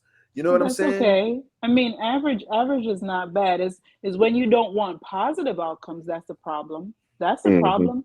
But Yeah, average I'd does not agree. mean that it's negative. But Yeah, as no long as doubt. you want better and you want to improve, and how you're affecting others should make a big difference in your decisions for change. Your Of decision course. to make changes within We yourself. don't disagree with that. But like I said, the where the disconnect was at was like that's why I asked you directly when you say it and you said change. Automatically, okay, cool. I can't argue with that because I agree with it. But You when I came in say wanting to argue. say that one more time. I said you came in wanting to argue. No, no, no. Listen, I like to debate, but no, I'm just saying, like on this particular topic, the way I have been processed is when people say it starts. What I'm to me, it was your entire being, everything about It you, the is. reason Oh, why you are the way that Hey, you you know what are. it is with merge too though. The now we had this conversation. It's the change aspect of it. The change that change is and that change ain't even just you. Change is not always easy, but it's a lot of times it's very necessary. But And you that's already all, and spoke on all that of that's change and all of aspect. that's cool, but that's not what I'm saying is this. So let me ask you this: since you and Ani, I'm glad both of y'all here too, so I can say this because I've been holding this in for a week. Since both of y'all think therapy is such the key to everything, right? So let me ask you this: there's a young girl, she's 14 years old. She's being graped by her father several times a week, but she's going to therapy every day. But the graping is still happening. Do you think the therapy is going to help her? That's a Yes no. or no? crazy scenario. I No, just If the want a yes or no. problem, if no. you I still just Why want a in did the yes or you no. problem, why I did just you want a use yes or such an no so I can extreme? move forward No. with my point. Can I get No. the yes or no? But why did you choose such an extreme case? Because the only time people are actually even willing to listen or entertain what somebody is saying when they're giving an example is when something is happening to a woman or something is happening sexually. Then people no, can she say, said, "Why'd okay, you use That's such an I'm extreme?" I listen to that's what I'm saying. The only no. time people will give you any credence to your example, when they will actually listen to it for what it is when something is happening to a woman or it's sexual. That's the only time when Change people will be like, you know what? Okay, I can see what you're saying. And the and the, I'm and the reason why I said that is because we tend to look at that. Now you look at that and you automatically think, well, something sexually is happening to her. She ain't gonna be able to get over that. But then if we take another situation and we say that it ain't sexual and it's a guy, all of a sudden, well, you need to be able to maneuver that. Well, you need to the be able to thing get over that. Well, you need to be able to overcome that. Why? Why is it that the only time we can give take a any breath. credence to trauma is when it's something happening to a woman? Take a breath. Think about who you're speaking to, because some of us approach conversations and discussions with from an objective standpoint. We don't always like, oh, it's a woman, so let me respond differently. It appeals to my emotion. No, some of us can respond logically. So if you were to use a different scenario, as long as that person is still experiencing the trauma, whatever trauma it is, my answer would be the same. The therapy would not work. So Okay. it's not just you sometimes you have to think about your audience too. Some people are like that because they can't get out of their emotions. So And I then you have deal to with come. that too often in conversation. But you're right. I know Yeah. you, so I know you're different. But But that's anyway. but that's what I'm saying. So like I was trying to tell you, for me personally, when I look at these type of situations, yes, I can say something shouldn't bother somebody as much. I just buried my little brother last year. He here's how the story goes. It's one of two stories. Either he poured gasoline all over himself and set himself on fire, or somebody else poured gasoline all over him and set him on fire. Those are the two stories. I don't know which one is actually true, but I'm choosing to believe that he did it to himself because if I have to accept that somebody else did it to him, knowing I'm not going to do nothing about it, then that makes me feel weak. And I don't like feeling weak. So The way I got the story from his own brother on his mama's side was that he did it to himself. So that's what I'm accepting. But the reason why he did it to himself was because his woman didn't want to be with him no more and wasn't letting him see his kids. Now I can walk down the street with a microphone right now and get 1,000 people to say that ain't a good enough reason for you to do that to yourself. But then if I say, man, this girl was being raped by her father and she took herself out, everybody is gonna have all the sympathies in the world. And I don't that think it's no bothers different, man. me. We got man, mental illness runs rampant through our communities. That's another thing I that's agree. major. That's what I want to speak on a little later too. I want to Yes, say a sir. few things when I leave because I've been reading and looking into some things, but there's a lot of reasons why we're in the space we're in. Just the mental health is not. It should be at the pillar of our communities. It should be something that's discussed more. It should be something that's focused on more, and there should be more outlets for it. And nobody, if you don't, if therapy ain't for you, therapy ain't for you. But I'm with her. Something has to be done. Whether this ain't necessarily about you for anyone. Something has to be done. Mm-hmm. You have to speak to someone. You have to find some kind of release. Otherwise these things will build up and they'll lead to different situations. When I get to Yeah. talking later, I'm gonna tell you how many suicides that it was this year, that last year. You know what I'm saying? Explain some of the things that's going on and explain how it has to do with diet as well as many other things. We're not Mhm. healthy. We're unhealthy in every aspect of being unhealthy. And it's Yeah. not, Yeah. we can't get better. We can't heal and be healthy or right for each other if we don't fix these other issues. I don't care how Yeah. much talking we do, how much improving we do, if we don't fix these other issues, because the number one killer of us is our diets. You know what I mean? That is not the police. And we got to start addressing these things, or else we just gonna keep backsliding down this razor blade.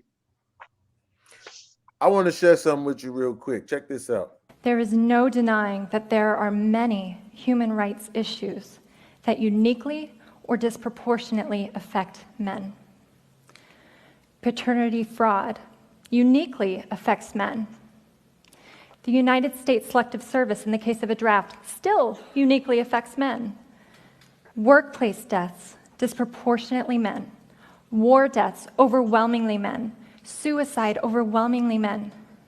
Sentencing disparity, life expectancy, child custody, child support, false rape allegations, criminal court bias, misandry, failure to launch, boys falling behind in education, homelessness, Various. veterans issues, infant male genital mutilation, lack of parental choice once a child is conceived, Oh, lack of resources for male victims of domestic violence.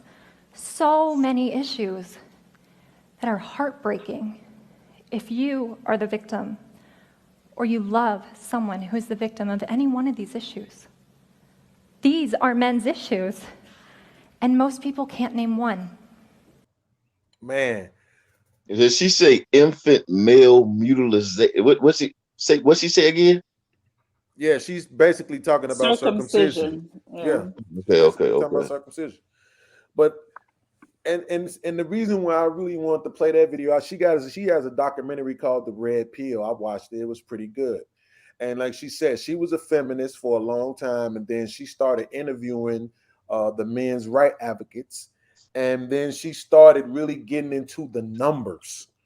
She started really seeing what was going on, who was really out here being affected by certain things. And even though it does not discount what women go through, she had to accept the fact that men go through some of the same things.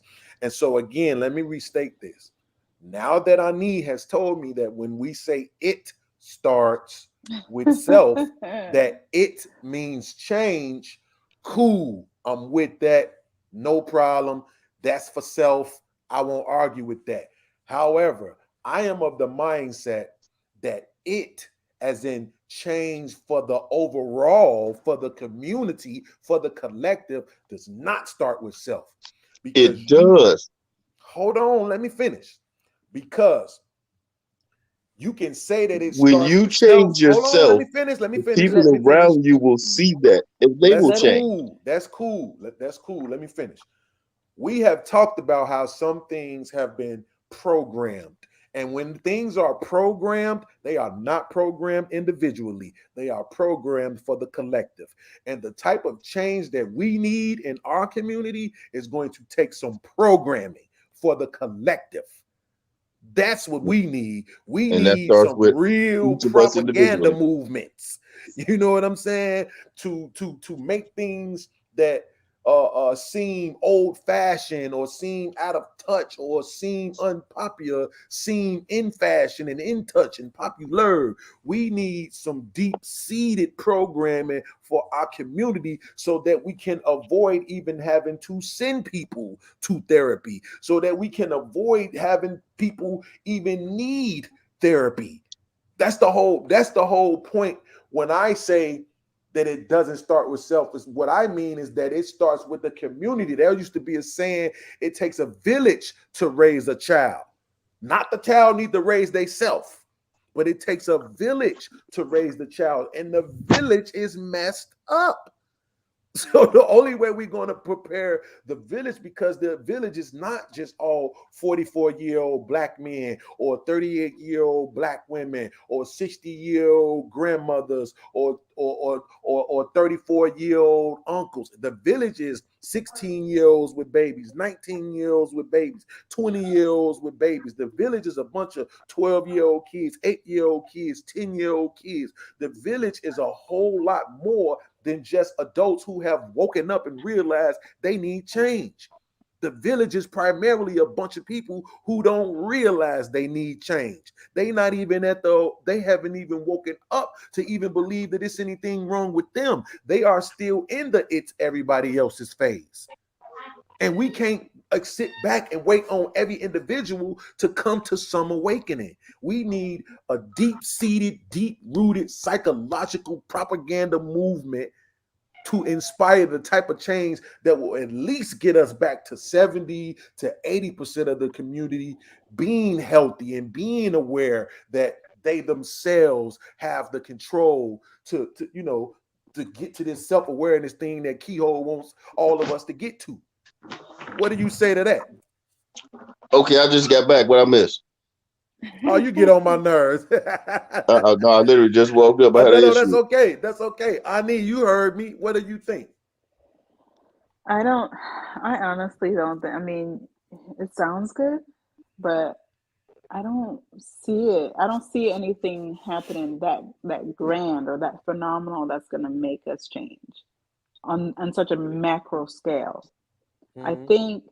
think I agree with you. I don't think that we're going to I don't think it's effective if onesie, twosies, whatever of us get to a certain self-awareness at different points in our lives.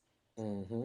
But at the same time, that's really all we have, because we can't, there's nothing that we can really do to make such a big change. Like you said, um, it does start with us. So I think I agree with Kehoe about what he said last week about, changing yourself and making the difference. Like, if we're supposed to be having families and communities, then we need to start with ourselves, making ourselves ready for a family and having a family. And that's how you build up the Black community, by having a family and raising a Hmm. family and raising children and getting the help you need so that you can cope with life stressors and things like that. But I don't see a grant, something big, whatever you just said. I don't see that happening, and we're just changing. Especially, I think we have to adapt. We're surviving by natural selection, so we have to we have to be different now in order for us to survive as a community, right? Mm-hmm. I understand that modern women. I understand that modern women don't really make great wives, but there's nothing we can really do to change modern women to make great wives. So we can morph it into something different so that we can continue to have a family, or we could just start over. Like, I don't really know, I don't think there's anything big that's going to happen that's going to make such a change. So we can either adapt to what we have right now. We can either meet modern women halfway, Or we could just not deal with them and deal with women who, traditional women who want to be, or we can have a traditional hybrid, or a hybrid between a modern and a traditional, and then turn that into, I think so. I consider myself a hybrid.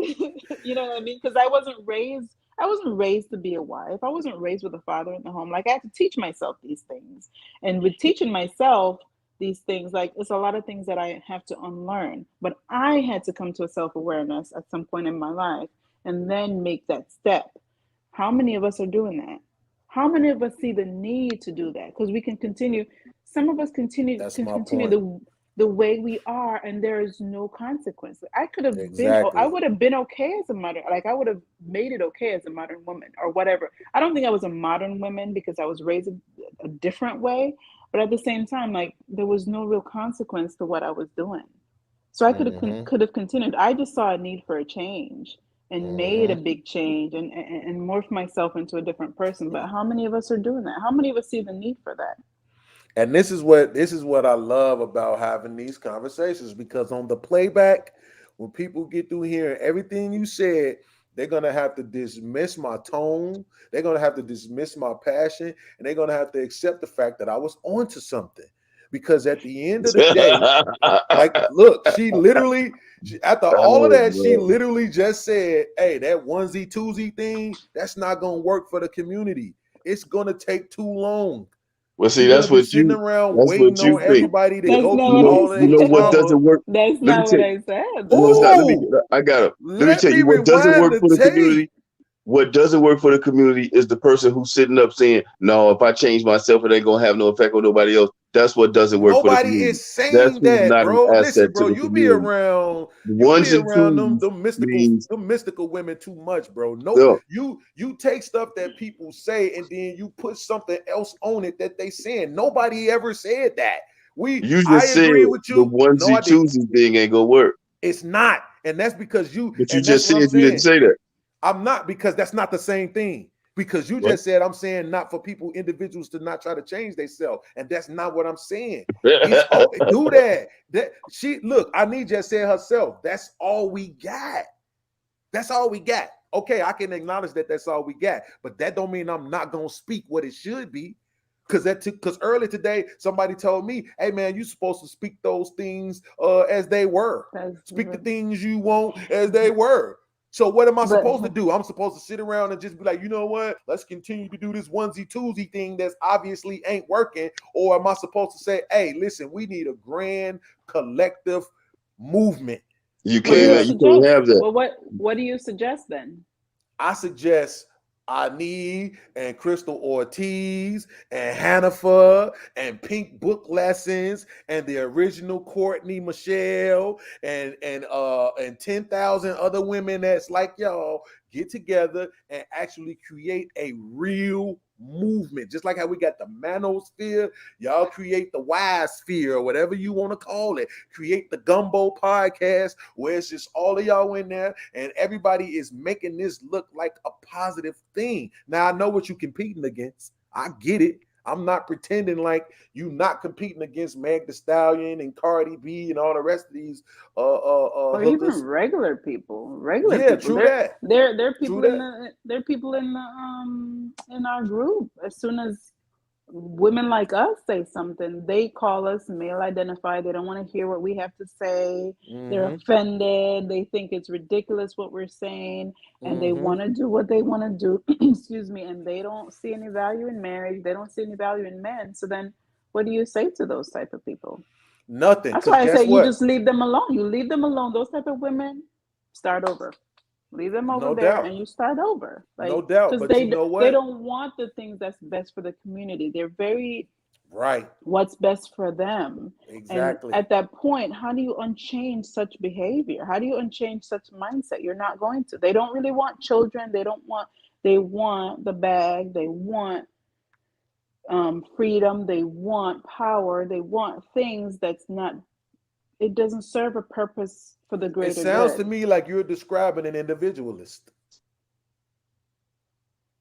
a person who's thinking about self all the time. And And like I said, from what that's modern women. Exactly. And from what we came from, what we were doing when it was quote unquote working was a collective. It was people together. It takes a village and this and that, and one hand washes the other. And you scratch my back, I scratch your back, and all those other kumbaya and all those other terms and phrases and stuff that meant we. All this me, and I'm gonna get me, and I'm gonna do me, and I'm gonna get me right. That it's too much of that. And it's I'm like I not. said, I don't disagree when you say an individual has to be responsible for the change in their life, particularly when they're an adult. I don't disagree with that. I don't disagree with Keyhole when he says, hey, if you make some necessary changes to yourself, you can be a light to the people around you. I don't necessarily disagree with that. But what I'm saying is that takes too long. Because by the time you figure out you need to change, you 35 with 3 kids. But now that you know, you make the change. I don't think. I think we still have to continue those things. What my point I was trying to make with what I was saying about modern women not wanting what's best for the community Mm-hmm. is this movement that you suggest. It's a great idea, but for those women who don't see the value in what we have to say, who don't see the value in marriage, what would be the point in us getting together to create a movement?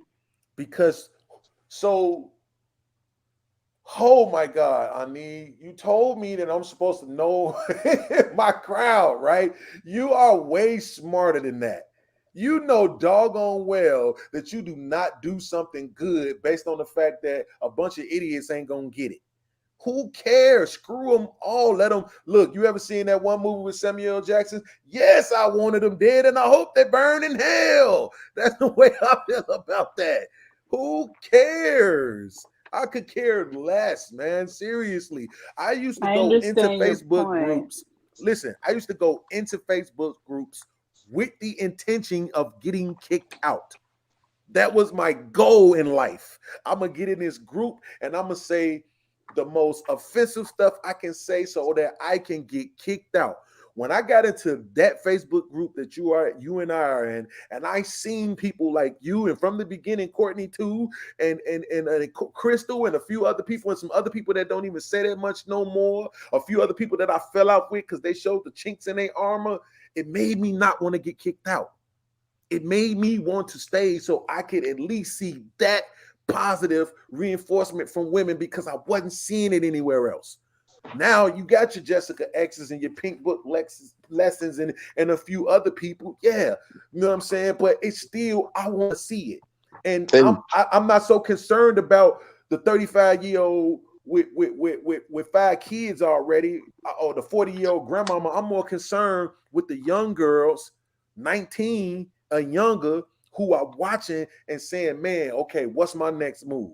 What should I but So be you you thinking said something about? about yourself in that, man. You said you used to get in groups just to get kicked out, I and you don't did. see that as a problem. I'm gonna tell you though, I got an author, man, the one who she wanna come on, we're gonna have her on. She's sending me a book, man. It's called Matters of the Heart. Mhm. It's all about healing. She sent in 2 copies, man. She said make sure you get one. And also she wanted when she get in, she said she wants you to explain because you said God wasn't performing these miracles anymore. She said she wanted to explain how the miracles that God has performed for her. But this That's healing gonna book, be though, good. she said make sure you get one. No So doubt. I got them both coming, and I'm gonna make sure you get that, man. But Now let that me ask you this, you said some Keyhole. crucial things. Yeah. Let me ask you this real quick. So, if you look into the community, right, and you see the young people, like at what age do you think the influence of the older generation kind of like falls off a little bit? You know what I'm saying?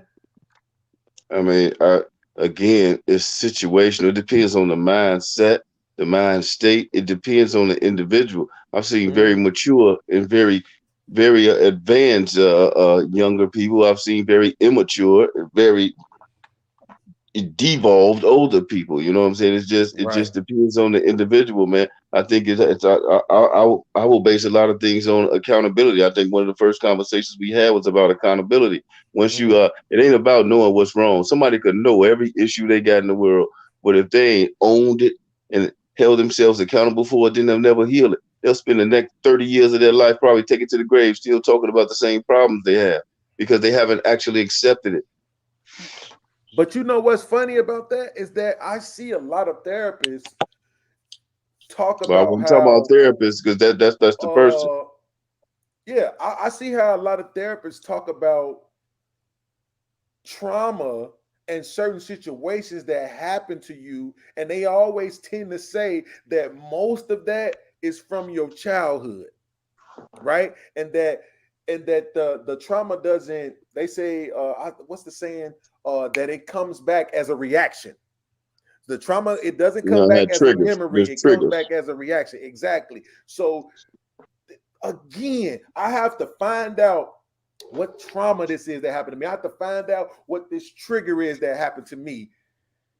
Man, And trauma that's what trauma doesn't bothers just come me. from childhood, man. It doesn't. You know what I'm I saying? ain't I saying had a it does. point. I I agree. had a We talked point about that last in week. I agree.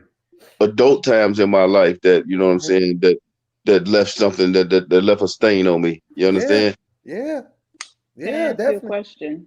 Yes, please. I want to go back to what we were saying earlier. Hmm. In response to what I said, what good would come from us creating a movement? And you Hmm. said that I'm smarter. So I'm asking, what good would come from it? Like it was a serious question. It wasn't like to be That rude. It was that more the like yeah, that you would influence the people who were watching you. If it would influence the people that would receive the information. Because I was saying that the women that I think should be receiving it would not be receiving it. So are you saying that other women would receive the information and it would make a difference to them? Yeah, and listen, and the younger people, that's what I said. The younger people, I believe, you know what I'm saying? Uh, it would influence them. I know guys who, let's just use men for a second. I knew guys who were young, gang banging in the streets, selling drugs and everything, just like me, right? And then there was some sort of influence in their life, somebody they knew that came along and told them, man, you need to get out of here. You need to go ahead and go to the military. You need to do what you got to do. My son's uncle on his mama's side was that way. He was gang Mm-hmm. banging in the streets, this and that. He got caught up in a situation where he barely escaped it. And hey, you need somebody got in his ear. Listen, man, you need to woo woo. He went to the military, came back. He been a family man ever since. No Okay. trouble, wife, kids, everything. What I'm saying is they have the Meg the Stallions. We can Mm-hmm. name all of the bad influences. Why can't we Mm-hmm. name the good ones? Okay. We can Okay. name the, you know what I'm saying, the Cardi B's and Mm-hmm. all of this. I can say Pink Book Lessons, but how many of them really know about her? I can say Okay. Jessica X, but how many of them really know about her? I can say Ani, I can say Crystal Ortiz, but how many of them really know about you all? This they Okay. don't have it. Mm-hmm. We talk about that with the men. We keep saying the men don't have these role models, so the women do. Okay. No, we all are lacking when it comes to the role models. So and that's why I'm defensive of Kevin Samuels, MTR, MHD, Abba and Preach. You know what I'm saying? The reason why I'm defensive of them, Coach Greg, is because it's a lot of stuff that I should have been getting as a young kid. All this, you know, man, it start with self. The reason why I had a problem with that is because by the time you realize that, you have already been through so much. You Mm-hmm. probably overweight. I mean, last week when you was talking about the stomach fat, it was really convicting me because I got a stomach. You know what I'm saying? And most people when they Did you see get me, in the gym? I told you I got a gym I'm membership just that I pay for playing. every month, but you know what I'm saying? I don't be having the energy, really, the mental energy to go. You know, it's not, well, it is an excuse based on how we use the word excuse, but at the same time, it's still the truth. I just don't be having the mental energy to go. I got treadmill in the house. I got weights in the house. You know what I'm saying? I just don't even be having the mental energy to go. And I think one of the ways I tell myself that's okay because I got a cousin who got a full-fledged gym in his basement and he don't use it either. And we sit on the phone and talk about how Neither one of us is taking advantage of these gems that we have direct access to, right? So I don't feel alone in that vein. So in that essence, Keyhole and Ani, you are absolutely right. It starts with self, right? So I agree with you on that one, right? But So I'm just saying. Oh, what'd you say? My next thing I wanted to I know Yeah. you guys were talking about trauma and how it Mhm. affects your responses and reaction. Mhm. Like, and you mentioned that therapists will tell you that most of it starts in childhood, right? Mhm. That's what you said. Yeah. Well, because um, those those first few years of life is very important. Like it does when your brain is still developing. Whatever happens to you changes your brain wiring, your brain, just how you function, and it creates different pathways in your brain that's not usually not, you'd have a normal functioning pathway, but when you have trauma, it changes how your how it changes your brain. So, not to say that when you have Mm. trauma later, it doesn't change your brain, but at that point, you already have certain defense mechanisms and certain coping mechanisms that, when you get older, it's different.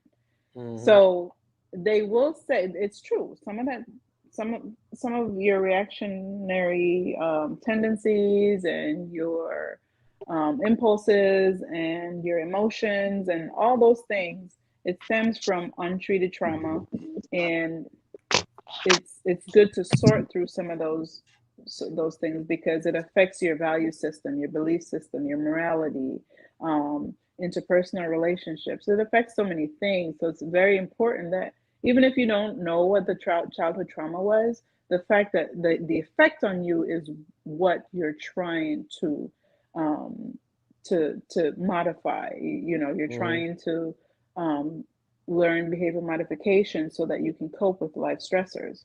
So if you just don't do anything about it, even if you don't believe in therapy, and I know you like this podcast, and I know you said that it's therapeutic for you, but it's more like, and I always butcher this word, catharsis. Catharsis. It's Mhm. more of a cathartic. You know what I'm trying to say? Cathartic thing for you. It's not therapeutic. It's just more of a release, but you're not really dealing with um, the things that you should be dealing with. You're just releasing it. So it feels good, but you're not getting the tools you need But it's to not cope. about, see, and this is what I'm saying. So like, if you say a person is having an anxiety attack and they say, man, listen, there's some breathing things that you can do to soothe the anxiety attack, right? Does that cure you of anxiety attacks? No. It doesn't cure you. This is why it gives you coping mechanism, and it's not always just breathing. Like every experience will be different for you. And I'm not saying I'm advocating for therapy. I'm more concerned about your outcomes. So if you have anxiety and your therapist would help you work through those anxious thoughts and those repetitive thoughts and those things that impending doom type situation when you get in it before you get an anxiety attack, it's more of to prevent you from getting those things. It's not going to cure you, but it's going to help you to better cope and understand and relate to everyday life. Like it's not going to cure you, but by the end of it, you should be graduating from therapy. You should be saying, okay, I've got some tools in my arsenal, and now I can handle life better. And then when you have a situation, you can go back and say, you know what, I need some more help or whatever. Because you're dealing with people. If you're dealing with people in interpersonal relationships, you have to get the right tools because they're going to bring out things out of you that you might think you've healed, and then you get into a situation where you're close with someone, and then you're like, ooh, I thought this was under control. This is definitely me, like what happened to me. So that's why I recommend therapy. Kehoe, you got something you want to say before I chime in? Oh no, no, I agree with that totally and completely. Of course you do. Look, see, look, I'm chilling out. I'm letting her put it down. She See, she got look, a calm, casual way of doing it. no doubt, no doubt. And Now listen, look, and this she did it so again, smooth. I can come around the back door and say, "Nigga, you're bad shit crazy." right. And it's all right because she already smoothed it out. So no that's what I'm doubt. saying. No, I get exactly why you said that too, because she did, and it's irrefutable, right? But here's the thing. Here's what I notice a lot of times, right? So when people believe something and they believe in something so much, a lot of times, then they if you're not just exactly agreeing with exactly what they say, they feel like they still have to convince you of something. But in this situation, I don't need it. I think the only thing that you all should be able to accept is that everybody's coping mechanisms are not the same. What But might I'm work going for by your somebody else. outcomes. I'm going by your outcomes. Let's instead of moving the goalposts, let's stick with You know you No, let's moving. stick no, with the let I started with this. I started okay. with the only reason why I'm doubling down on it is because of your outcomes. You yourself said for a couple years, the last time we were on, you said you had really bad anxiety. I don't know if you said you weren't working or there was something. So this to me is a big hindrance for you as a, you know what I mean, in your life as a leader, as a man, as a provider. So to me, it's your outcomes I'm looking at because it's a Now big I hindrance. appreciate this because now I understand what my lady be talking about when she says stop psychoanalyzing me. Listen, I told you before that I couldn't keep a job, right? I've been working for the last year and a half straight. Does that sound like a different change? See, and that's what I'm saying. Don't give me the sarcastic clap. What I'm saying is you No, have to I'm really serious. okay. So what I'm saying is this: you have to really don't think about what I'm saying. Don't feel it. Really listen to what I'm saying. I I don't have am. an issue with therapy at all. Hmm. But what I can say is this: when you say, "Oh man," you say the podcast this and that. No, listen to me. When I watch the podcast back, sometimes in the middle of the night, I don't sleep at night. I'm usually up to 6 o'clock in the morning every night.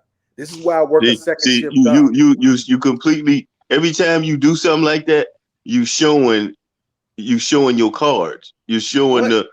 those are Let the me results of the finish a trauma. But I want statement you to stop showing first. your cards. I don't care about showing my cards because there's a million gazillion other people who are just like me, and I want them to know it's okay. All right. You don't have to be like everybody else. There's no perfect people. Everybody has their own cars and their own flaws. And just because they choose not to show them don't mean anything. And 9 times out of 10, you probably be able to whoop them same people. So that's all good. But listen to what I'm saying. So I don't sleep at night. I have insomnia really bad. So what I do now, instead of trying to get a job where I work at 7 o'clock in the morning, and knowing I'm gonna have a hard time sleeping, I work second shift. Guess what? Taken care of. See what I'm saying? In the middle of the night, when I'm having anxiety attacks, sometimes when I try to lay down and I can't close my mind won't stop moving, my mind won't stop working. I turn on fan noise on YouTube. I turn on water noise on YouTube, ocean noise. I listen to 432 megahertz music and all these different things that actually help me. I've looked at karma, what is it called? The feng shui calendar. I looked at my feng shui number and my sleeping directions and guess what?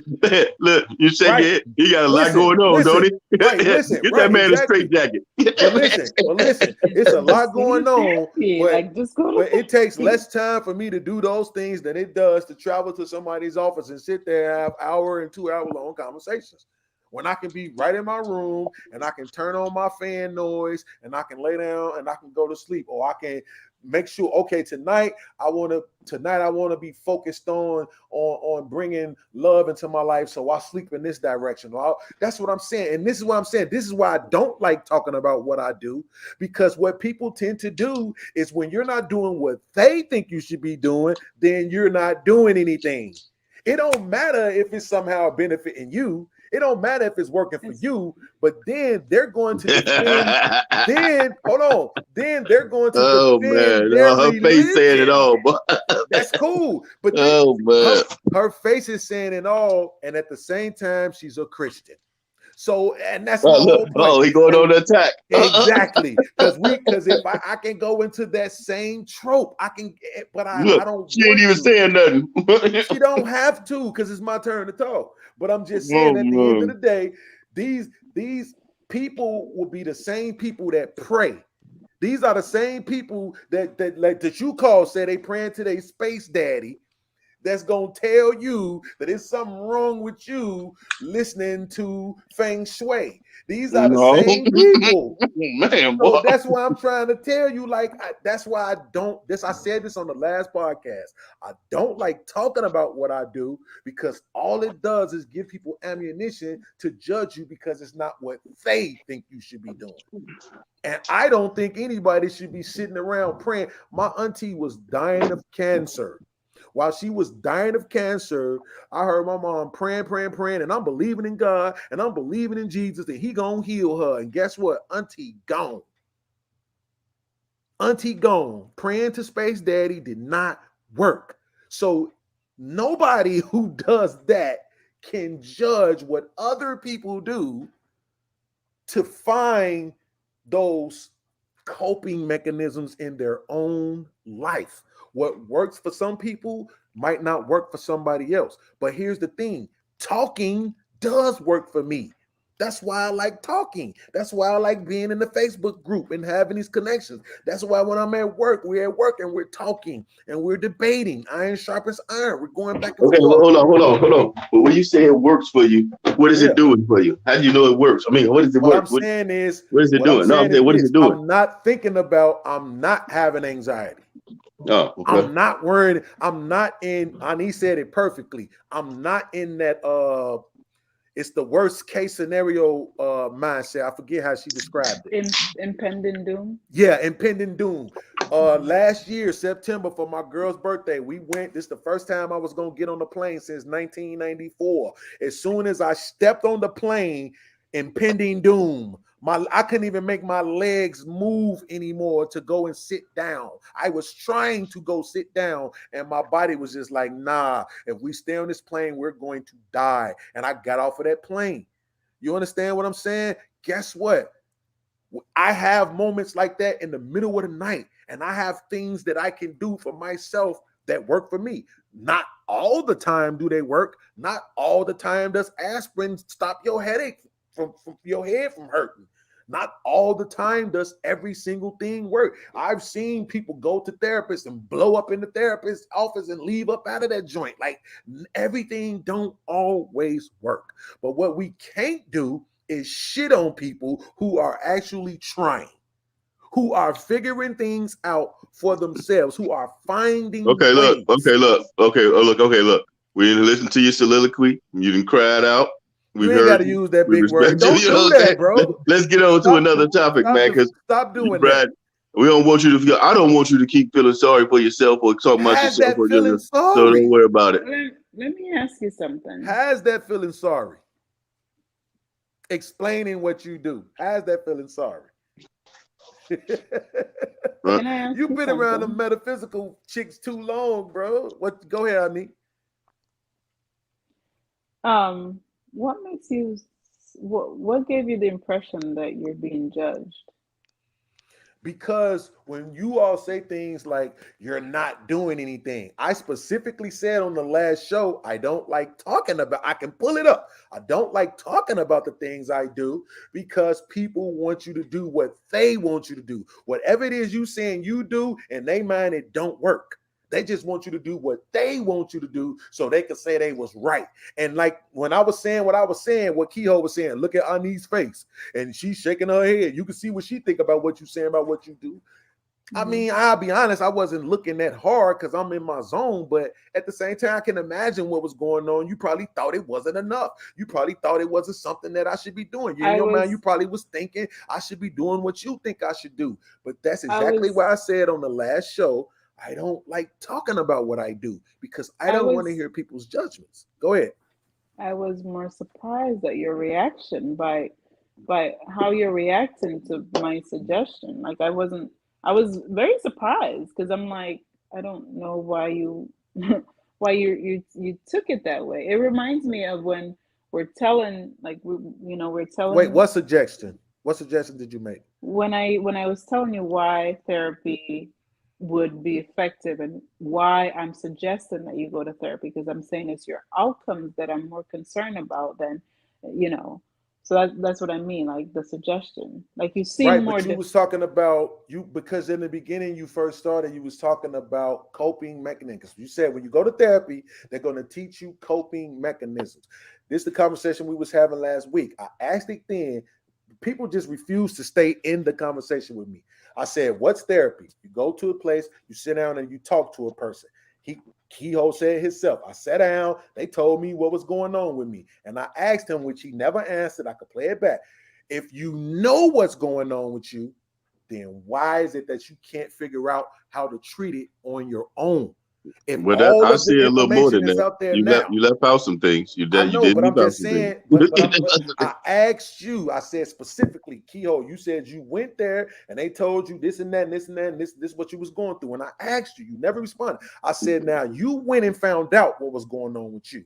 If I already know what's going on with me, then why Well, can't have I you had an figure out how to assessment treat it before? on my own? Yes. Have you had an assessment before? Yes, and that was 2 years after me telling everybody what was wrong with me, and they was telling me I didn't know, and I couldn't self-diagnose. And then I No, went right and got the I said an assessment diagnosis. from a professional, not your own. You Yes, clean your own or something. I had to get one. I had to get one in 2017 when I was locked up, and I had to go see the therapist every day. We ain't talking about like from that with them. They ain't using the best. You know what I'm saying? Because they got somebody who's trying See to what I see everybody. mean? It's just gonna always be I something. mean, It's that's never like not gonna saying be good enough. the jail doctor is the same as a doctor out in the street. No, there's a difference. Right, but I wasn't in jail. I was on probation. I was seeing her on the street.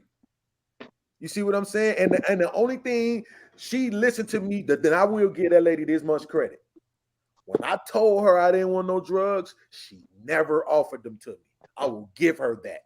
She never offered them to me. She said, "Look, I can give you something for the anxiety.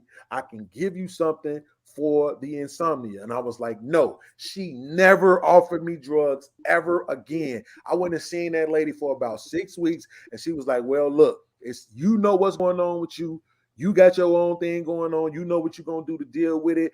I'm gonna sign you off. You okay? You ain't no threat to yourself, no threat to nobody else." And that's how I was able to get the most lenient probation that they have, which is I only had to go check in once every 3 months. While everybody else is checking in once or twice a week. So that's what I'm saying. I've had some things in my life, bro. It's not like I just ain't doing nothing or don't have nothing going on. People don't ask. They assume because you say you not perfect that you ain't doing nothing. You don't got nothing going on. And I'm not offended by nothing you saying. I am a very passionate person. When I'm talking about something that I'm really passionate about, this is how I get. I'm like this at work with my coworkers. And my coworker, he get the same way with me. But I don't you think she have to assumed. against the I don't therapy. think she assumed. But let me tell you, Merv. Yeah, yeah. It sound like you were triggered on multiple. It sound like you were triggered on multiple. Now notice what I'm saying. It sound like you were triggered Mhm. multiple times, and your Yeah, response is what gave that sound. The way you yeah, responded sound like something was said that triggered you. So It when yeah, was. somebody keeps seeing you being triggered, and you saying yeah. you doing something to resolve something, But but what you does keep that getting triggered, mean? You have to explain. it means whatever coping mechanisms you have don't work I'm not because you're applying it easily right triggered. now. I'm not doing it right now. We should be able to have we should be able to have a dialogue without you feeling so defensive. Like your defenses went up and you're responding out of defense. I don't mean, I mean no disrespect with what I'm about to say. You reminded me of the trolls in the Facebook group. The way you responded the last few minutes, it was very defensive and very like, you see what I mean? It was just like this battle. And it's like, no, no, no, we're trying It, to come to an understanding. So why did it become this you against me? And I'm going to prove to you when I that. rewind the tape back, I'm going to make sure I do a reaction to this part Friday for full transparency. I'm going to make sure I take out every Did single you thing that did you you all said receive? and Did you highlight it. understand? Did you understand what I was saying though? Did you receive it to understand, to come to an understanding of what I was trying to say? Yes. Can you tell me something? When we first started talking about this, did you or did you not say that I wasn't doing anything to deal with my shortcomings? Yes or no? I I don't Yes or remember if no? I don't remember. I don't remember if I said that Ooh. because I was more focused on your outcomes. I said the reason why I'm saying this is your outcomes. I honestly don't remember. I'm not saying I don't say it. I'm saying I don't remember because I'm more focused on your outcomes of what you said is going on in your life. But I Let me mean, ask you I'm this. If I was to actually pull the video up and you saw yourself say that, then what would your response be? I'm not saying that I didn't say that. I'm saying that I don't remember. Right. But see, it makes it hard because you saying when you say I was being defensive, I was. When you say I was triggered, I was Okay. because there Okay. was something that was said about me that was not true. Okay. So All right. why shouldn't I be defensive? And Kehoe, I really want you to answer that. Why shouldn't I But be defensive if being something is said defensive, about me that isn't true? then For me, you redirect. You don't have to respond in a defensive manner yeah. because when you respond in a defensive manner like that, you respond from a place of emotion. And when you respond from a place of emotion, logic goes out the window and we can't have a dialogue that's Mm-hmm. like give and take. It's more of I'm going to prove to you because you're wrong and you just accuse me when it's like no, Mm-hmm. it's not really an accusation. It's more like it's a misunderstanding.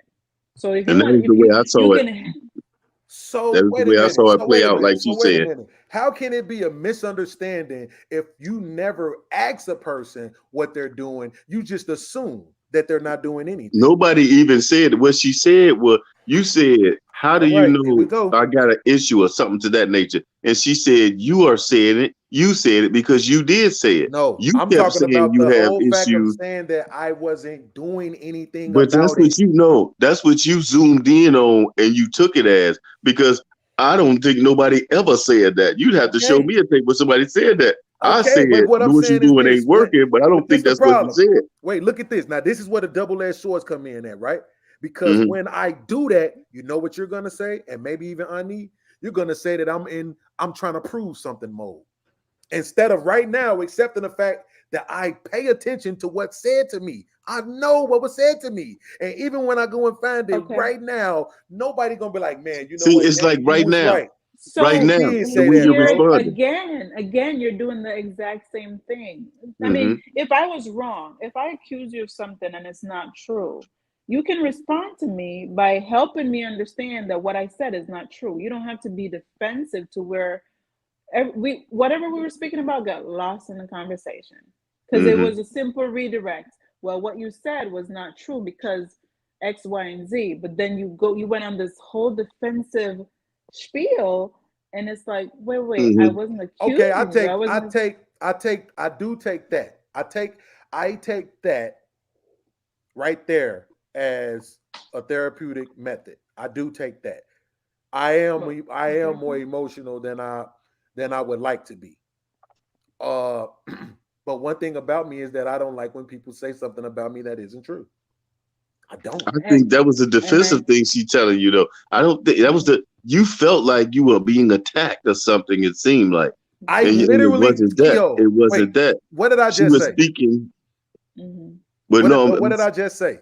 I said I but don't you like still, it when yeah. somebody say something about me that isn't true. Okay, well, tell me what somebody said about you that wasn't true. That's what I'm trying to get at. She said, you're That I not doing wasn't doing anything anything. to think, you're not doing anything to deal with your shortcomings that we talked about last week. And I said, no, that's not true. I can pull up the tape from last week and show you what I Okay, said, which was that I okay. Okay. don't So like when she talking said about it that, because okay, she people said always that, want to and tell you what you she should said, no, do. I'm saying, listen, she said that, and then you went into like 15 or 20 minutes of what you were saying. Okay, but You why went are like, and you you was like ignoring the everywhere. fact that she You was like said that? everywhere with of it. Why Okay, but won't you said, you or her address the fact that she said that? I really need okay, to Okay. that's know what I that. just said. I just Okay. said she said that, but then you went in for like Okay, don't 15 to say 20 but. minutes. Deal with that part first. I That's I why. Wait a said minute. that. Stop. Listen, this is what I'm I saying. said This that. is why people like me are I the way said that we that. are. because No, this is what you're doing. you You're saying she said that, and then you're blowing, right? I'm sorry, Ani. I'm talking to Kehoe right now. yeah, You yeah. said that she said it, and then you're blowing right past it. You won't even acknowledge or deal with it. Yeah. Okay. Deal with With her that. She saying said you're something not about me dealing with. that wasn't true. What do you think about Okay. that? Okay. Somebody say something to me that's not true. Okay. It's not true. Okay. I don't have to go into 15 or 20 minutes explaining and being aggressively explaining and getting all out of whack. Somebody say something to me that's not true. Why would it offend me? Congratulations. No. Congratulations. You're at a stage of awakening that No, I'm not at. I'm just saying. It's How just like if about it's when not true, somebody then says something okay, about say it's somebody that's not not true. true? What about that person? What do you What think about it? about that What Let about me him? person? ask you. Let me ask you a question. Can You I don't ask you want to talk something? about that. Go ahead, Ani. Yeah. So you're right. You're right. If I said that, and I don't, I'm saying it because I don't remember saying it. I'm not saying Right. I didn't say it, but if I said that, I'm not calling you a liar. You know, it's my understanding that you're not doing anything from a professional standpoint, which is why I said it's catharsis. I hate that word because it's not therapeutic. But Right. your defense was as if I was calling you a liar. Right. When in reality, I'm not calling you a liar. My understanding of things is that you're not doing anything. I'm not saying you're not doing anything. I'm just saying what you're doing is not effective because I can see it from your outcomes. Now, then Right. your But response you, to me, if you're on a podcast like this, you're going to have opposing views, but your no doubt. response to it, 90% of what we do, how we react to things, or life is 90% of how we react to things, only 10% Right. of what happens to us. Yeah, So I've then heard that. your reaction should not be from a defense. If you know that's a shortcoming of yours, you get defensive, you Hmm. should be aware and then and I'm not telling you what to do. I'm as a woman, I'm not telling you what to do, but I'm just saying be aware so that when you do respond, it won't be out of the, from a defensive standpoint. Because, like I said, it's from an emotional place, and logic goes out the window. And then it might because because the way you said judgmental and all these things. If I was coming back defensive, it would be a conflict. It wouldn't be a dialogue like we were having. You know what I mean? Do So you think that it's possible? Okay, you said logic goes out the window. Does I think we might have a different definition of what logic is because I don't think at any point did I get illogical.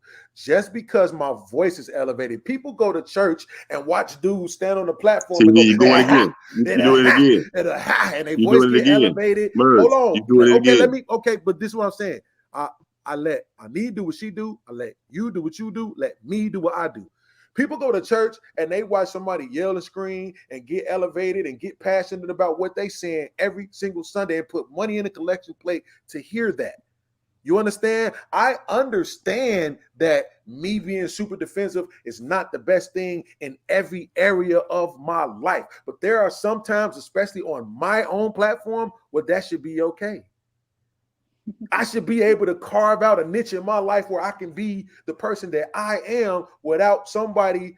We spend entirely too much time on this particular platform focusing on me. I'm just one person of 7 billion, right? But if we're going to talk about me, guess what we're going to do? We're going to be honest about me. We're not just going to say what we want to say based on what we feel.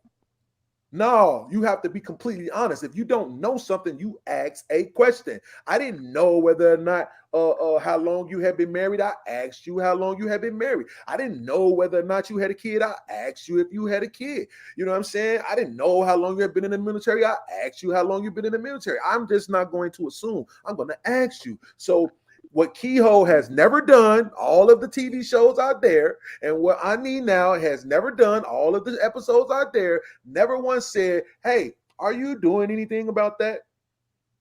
No, just automatically assume that I'm not. But then, even like I said, when I started, Ani, I know you remember this. Please, you know you're my best friend in the whole world. Please, I know you remember this. When I started out saying, when last week I said, when you asked me, am I doing anything about it? I said, I don't like talking about that because I don't want to hear people's judgment. I still remember you nodding your head like, you know what? Okay, I can understand that, right? Now pay attention. Tonight, I opened up, I named some of the things I did, and what was Keyhole's response? Judgment. Now you gonna pull me in? Yeah, because you did. You was like, man, No, look at her face. Look at her face. She responded to you. no, That let you know what it is because right there. but I thought she was responding to the over aggressive. If you call it emotional, you talk about me and they talk about me and being overly emotional all the time. But I Yeah. thought she was responding to your over aggressiveness in the way you were dealing with I the need stop. responses. I I was, mean, and I was it was listening. I'm right here. No, I can it see it. ain't that. It's just the way that you do it. You be like, mm-hmm. it wasn't even your voice. It wasn't your tone of voice. It was the words that you're using. Because I know I'm listening to a man, so I expect loud. I expect that. But it was the Right. words. I was paying attention to your words, and that's why I'm like, well, how did this get to that? But I mean, I See, get it. that's I'll what just I'm saying, man. Like, yo, listen, bro. It's so many, and look again. I'm not deflecting because I acknowledge that I am way too defensive in other areas of my life where I shouldn't be. It's caused problems. Lately, I've been able to deal with it better, which is why I've been on the job as long as I have.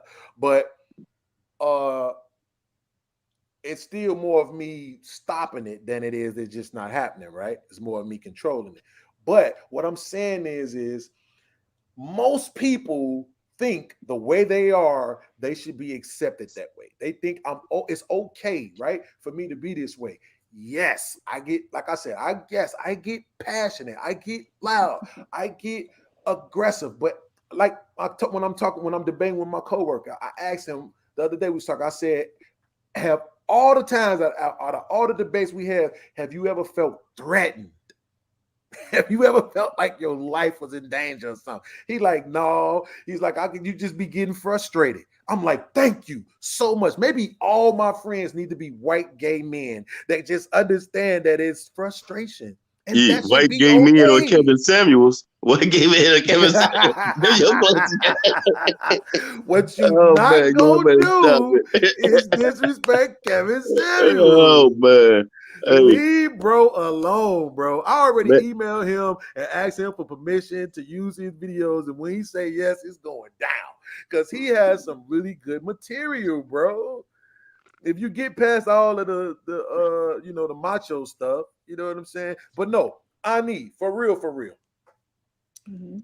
I have no problem with therapy. I really, really, really don't. I was not offended by what you said. The one thing that you said that triggered me, again, look at me, full transparency, acknowledging I was triggered, right? The thing that triggered me was when you said something about me that I knew wasn't true. And that was that I'm not so doing why anything. didn't And that so was what it. did hold on. So she said something about it wasn't true. So she Right. said 30 things. So 29 other things she said. What effect did those 29 other things have on you? Well, those other things wasn't directly about me. That was just what she But think I should no. be Yeah, doing. yeah. She was She saying what she mentioned think I should be you doing or said what would she be a good said benefit for me. one thing that wasn't true because she told you some other good things. So what did you do with the good things since you homed in on that one thing that you said wasn't true? I What did you do took with the him good things she said? in. That don't mean I'm gonna do Okay, it. well let me hear some of them. Let me hear some of the good things she said Well, to she you. talked about therapy. She talked about the No, I'm benefit saying of some of the good things. She said a few things. Some of the good things that she said. Don't be so indirect. Let me know some of the good things that she said. okay, can I talk?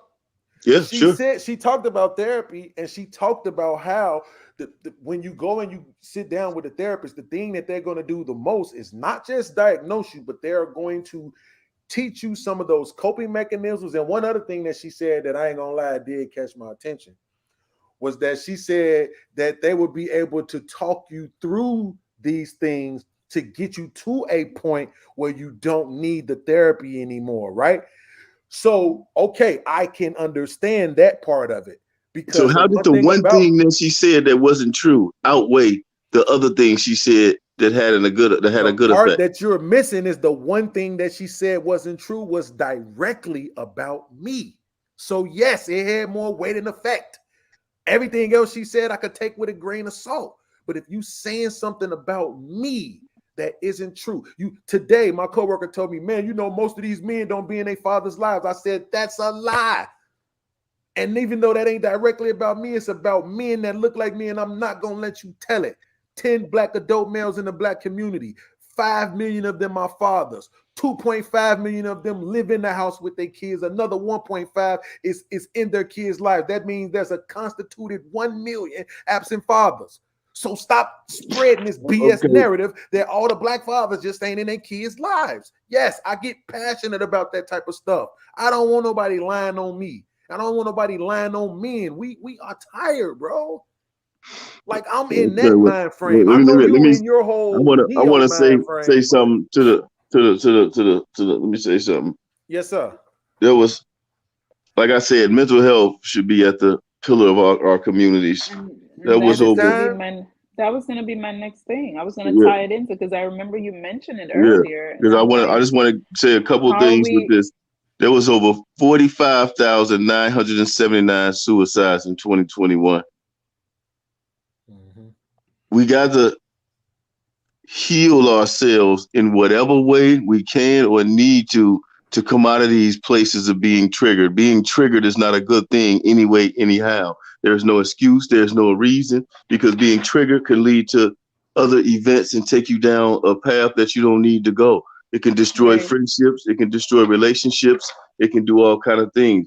We have to deal with these inner demons, these inner issues, and these things that haunt us and keep us in this negative place because there is no growing from there. right. And these We things cannot. are passed down through generation through generation through generation. So when I say it starts with you, it is everything because those things that's been passed down from generation can end with you. Just because I was born with it or it was passed on to me doesn't mean I have to pass it to my children. I can deal with it right now in my lifetime, and my children don't have to worry about dealing with that. Because if I Mhm. can't heal it within myself, I can't help my children. When I see the same issues that I had to deal with, the same trauma that has an effect on them and them going through it, I'm no good to them because I haven't healed it within myself. So I don't know how to talk to them. I don't know how to deal with them. I don't know how to do anything about it. So everything Mhm. starts with self. You're right. Them Right. children came through you, and anything that they brought into this realm that was yours and this baggage is not theirs, you should be able to help them put it down. And this don't just count for you, this count for everybody, all of us. Because all of us had some kind of experiences that we had to deal with to cope with. It doesn't matter whose was heavier, whose was lighter. It just matters the effect it had on us. So I just want us to work on ourselves much better and to have more concern about each other's emotional state of being and Mhm. deal with our own trauma and our own issues because it's literally destroying us. Yeah, I agree. And it keeps us from having progressive conversations because we should be able to go into any arena and speak about things and not be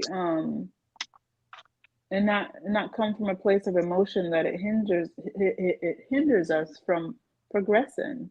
Mm-hmm. You Mm-hmm. know, like you can say something about me and it may not be true, and you may be completely lying about me. But what if I match your energy and then we go back and forth, back and forth, back and forth? It doesn't help Mm-hmm. anything. Yes. And we have to be aware of what's going on with us. Because I Mm-hmm. should be able to go into any arena and speak to anyone, any race of people, be aware of their customs, traditions, and go with it, even if it's offensive, even if it's not something that Mm-hmm. I think is correct. Mm-hmm. So But in the same token, you're acknowledging that not everybody is going to be that. Not But everybody but is see, going to. we Wait a have to minute, right man. now, Wait, wait, strive. wait, wait, wait, wait, wait, We wait. have to you grabbing strive for on it. to We some can't. negative. She We said much can't. It's more not before that. negative, Keyhole. Stop doing that, bro. Okay. Please, for 1 second, stop doing it. I'm not being negative. What I'm saying is acknowledge. She literally just said, I need to be able to go into any arena and deal with anybody. What I'm saying is, we have to be willing to accept that not everybody is going to be on our level. I might not be on the healed level the Keyhole is on right now. I might not be on the spiritual level that I need is on right now. But guess what? It's somebody that I'm more healed than. It's somebody that I'm more spiritual than. And if I go to them with the level of judgment that I've received tonight, then that conversation ain't gonna work out well either. But I tend to talk to people where they are. Yes, I have my own things that I deal with. Like I said, one thing for me that I don't like is I don't like being lied on. That has done a lot of damage for me over my life. Jail time type of damage, bars and cells because somebody lied. So no, I don't like it when somebody says something about me that's wrong. But what I'm saying is that what she just said, you have to be willing to acknowledge that not everything is a therapeutic session. Some stuff can just be a conversation.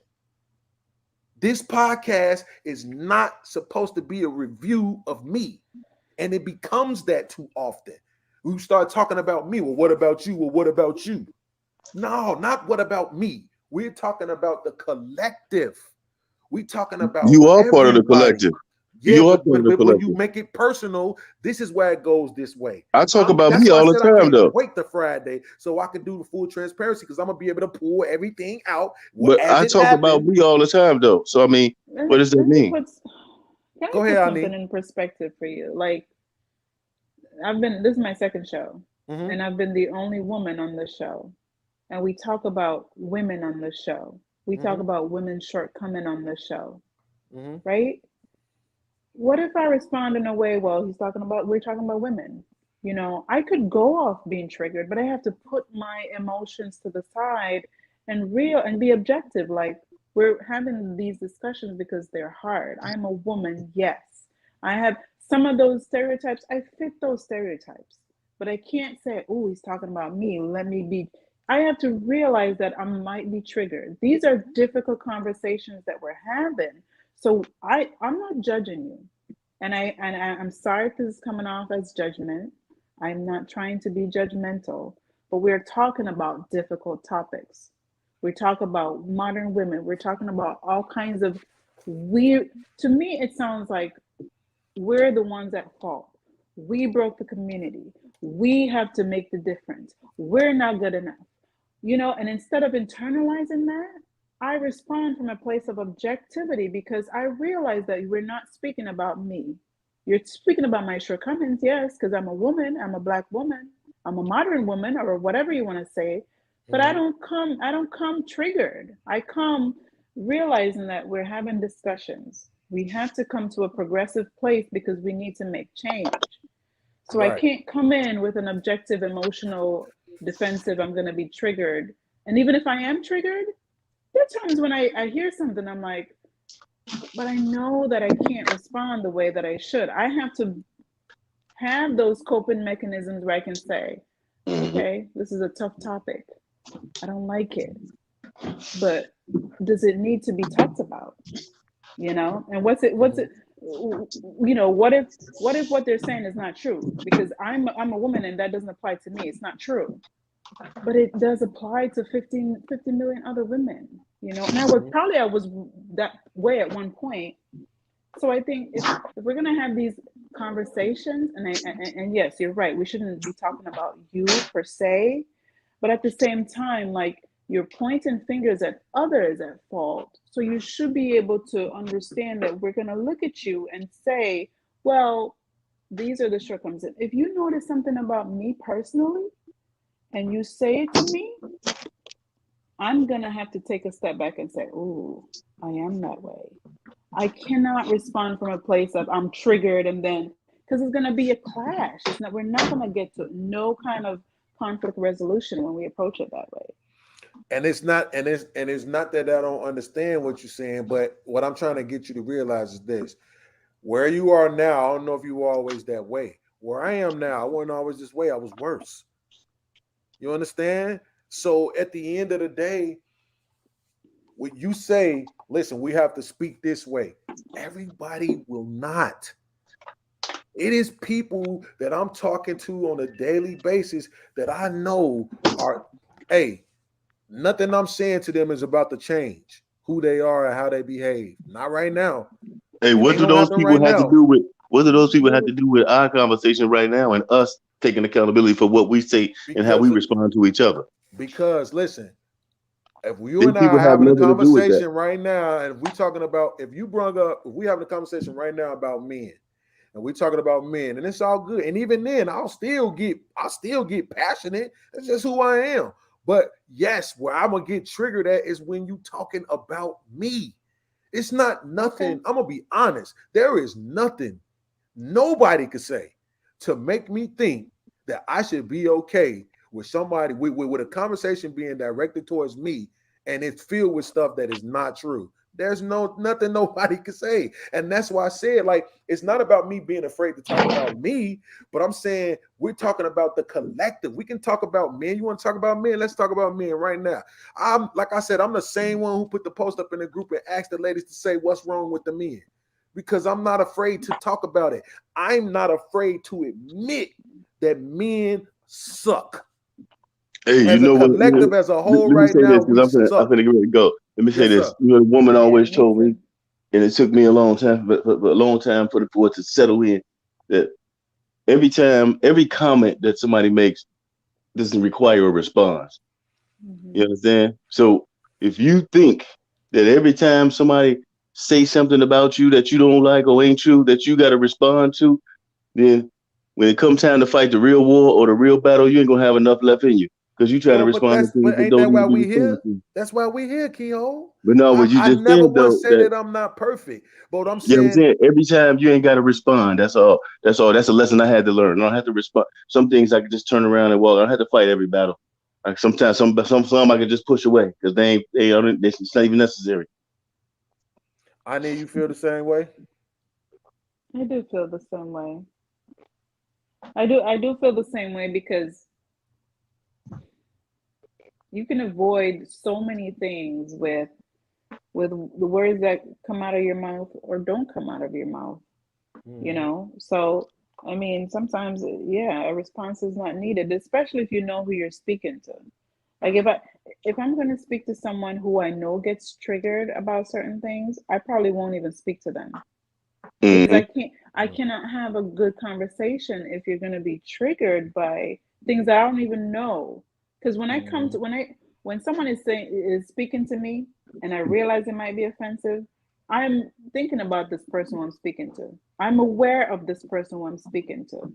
So I'm either going to give them grace, or I'm going to, address it, or I'm going to respond. And if I respond, I'm responding from a place of, okay, so it's not going to be, well, I'm in defense of this lie that this person told on me. Well, in reality, the person didn't really lie on you. It wasn't an intentional lie, because you're responding as if a lie was intentionally told on you. And that wasn't the case. I could see if I was lying on you and you had to defend yourself because I'm lying on you. Mm-hmm. It was a misunderstanding. That's what I'm saying. It's a misunderstanding because my intention wasn't to lie on you. I was wrong. I was wrong in what I said, and I was wrong in thinking that you're not doing. And I when I say you're not doing anything, I meant that as far as Professionally. your outcomes. That's totally what I'm looking at. If you were in therapy and your outcomes was the same, I would still say what's being done is not effective. Mm-hmm. So it's a matter of, like, you can talk to people, but you have to think about where they're coming from too. Because to me, there's too much conflict to not have a mind of conflict resolution. Because what if I match energy? What if I match the energy that I'm received? It's gonna be well, you're defensive, and I come back defensive, and we're triggering. It would be a whole trigger conversation, and then we wouldn't get anywhere. So I mean, I I get understand it. that. I understand that. I think I will say this though. I think a lot of times that I don't think people see some of the same things that we can notice in other people. I read somebody say most of the time we notice it because we see a version of it in ourselves. And I've said multiple times that I don't disagree with the things that you all are saying. Uh, and I think when I do the reaction video Friday, I'm gonna be able to pull some things out to show. But I want you to know, and I hope that you know and understand that my reaction isn't based on you. You're smart enough and educated to know that my reaction isn't towards you. My reaction is towards whatever is already going on inside. You see what I'm saying? That's why when Kehoe was like, "Well, what was you reacting to?" I said, "She said something about me that I knew wasn't true," and then I got into trigger slash defensive mode. Right? Mm-hmm. I know for a fact there's millions and millions of people that live like that. So we wasting our time if we think we're not gonna run into that. I mean, I've watched other podcasts and I've seen some of the so-called classies, the alpha males. You know what I'm saying? Hey, show chinks in their armor. It just it just is what it is. This last episode I checked out on the La Peef with the Anton and K thing, Anton and Kayla. I mean, Anton looked really weak with that, right? But those are examples of what not to do. Like, Yeah. you Go know what I ahead. mean? Those are examples of what not to do. And I'm listen. I'll give grace where grace is due. What Mm-hmm. I don't like is when people don't take the accountability or don't say, you know what, ooh, when you say things like it is what it is, this is how I am, millions of people are like that. To me, our locus of control is internal. We strive to do better. So when I watch this, rewatch this, and I look at and I see my shortcomings, I'm gonna acknowledge my shortcomings. Like I cut the like the last time I watched the show and I looked at all the ooh, I cut him off there. Ooh, I was over talking, and I'm like, okay, I'm gonna do better next time. I don't go, Mm-hmm. well, you know what? They wouldn't let me talk, so I'm just gonna cut them off. If I went in with that mentality, I would not improve as a person or as a So woman you or as a don't you professional. so you don't give any you don't give any value to like when Keo's like, man, you sounded triggered, and when you said, man, you seem defensive, and I said, yes. It sounds like you're saying people are shouldn't acknowledge. You're saying be accountable, but at the same time, don't acknowledge it. Don't say out loud that yo, this No, is this is how I am. See, that was no, that was no, that no, was you no. again. You at war with yourself in your own mind because she didn't say that. But I understand because I've been there. So let's not make it about you. I could always use me as an example because see, I don't care. You know what I'm saying? I know what I've been through and I know where I've been. So it is what it is because I know where I'm at. But it's you. You're at war with your own thoughts, and Okay, that is what could destroy you. hold on, You know what time I'm out saying? real quick. That'll get you. My bad, Kehoe. Let me say this real quick. Ani, Kehoe just Mhm. used the phrase "it is what it is." Do you feel a certain way about that? I'm sorry, Keyhole. I was thinking about what's really happening here. Sorry. Because she just said a few seconds ago, when I hear phrases like "it is what it is," it makes her feel a certain way. But you just used No, that no, it phrase. doesn't make me feel a certain way. It gives me the impression that people are justifying their behavior and Oh they're yeah, not yeah, yeah. trying That to is what you take a said. My step bad. to. Yeah. But what I'm thinking is, here's what I think is happening. Right? Mm-hmm. We're new. This is my second encounter with you, Mm-hmm. and there's growing pains. I Yeah. have to adjust to how you are as a person, and then we have to adjust to each other and how we speak, right? Mm-hmm. We don't know each other's communication styles yet, so certain things might trigger you. So then I'm giving grace for that because we're new. We're Yeah, and getting to know each other. and I mean honestly, my Like, biggest I don't thing know. that I want you to my biggest concern right now is just like I started saying is that like I don't have zero beef with you. I have zero problems with you. I don't have any issues with you. Like Keyhole either. Hmm. I talk the way that I talk, and that can be based on whatever. But like, if people don't know you, what can you do about that? You know what I'm saying? Like the But you people make who know me. concessions, though. You make concessions for the people don't know you. The people don't know you, and Mm-hmm. you have these shortcomings. And then when Mm-hmm. you put them together, it should go smoothly. It should not go. And if it does create a friction, then we try again. Like it Right. shouldn't be, well, this is a, to me, I'm more concerned with you saying, this is how I am, you know, Like I don't But like when when I people say lie that, about let me me. clarify. So let me make a concession. Let me clarify. When I say this is how I am, that's not me saying I don't want to be a better version of myself. Okay. That's me saying I've heard people say this. Straight therapists say it's Whoa, whoa, okay to whoa, be who whoa, you whoa, are. whoa, whoa. I'm not gonna let you do that. You That said you was talking about you, and then you went into I heard people saying, no, brother, you're gonna end this properly. If you gonna use you, you're gonna use you. Let's go. Don't say Well, I heard people but saying then start talking about somebody else. We don't yeah, you no, no, don't no, no, no. start with you. Okay, See go ahead. this, you missing me. I said Go when I ahead. said I heard people say, I'm talking about therapists. No, I'm talking about you. You've never been to therapy, so you got to resort. When you using you for an example, to be sincere when you talking, keep it with you and don't use other people. Okay, time out. Have I ever been to therapy? yes. What is that? Thank Got you? you. Because you just said that Okay. I never been to therapy, but you just heard Ani say that I have. Okay, go ahead. Exactly. Go ahead. No, see, now No. where What is I the tell you, whole key every hold comment accountable? doesn't deserve a response. So you know what I just did there? Bypass what you said to move No, forward. what you Okay, just go did ahead. was duck accountability. No. Every comment doesn't deserve a response. I told you I learned that from a woman. So But once I you bypass that, but you you were can't sit there. wrong. What's so hard about saying, dang, you know what, you're right, I was wrong. When you taking ownership over something, you should stick with just with you. When you was talking to her, you started off taking ownership over something, and then you swung somewhere off in left field, which took away the sincerity of the whole No, thought. no, because I was saying what I've heard therapists say, which is that it's okay for you to acknowledge what's wrong with you. You have to be able to say it out loud. And when you say it's okay, you're not saying that you don't want to change the behavior. You're telling yourself and you're telling people like you, listen, man, it's okay to be how you are because it's not the end.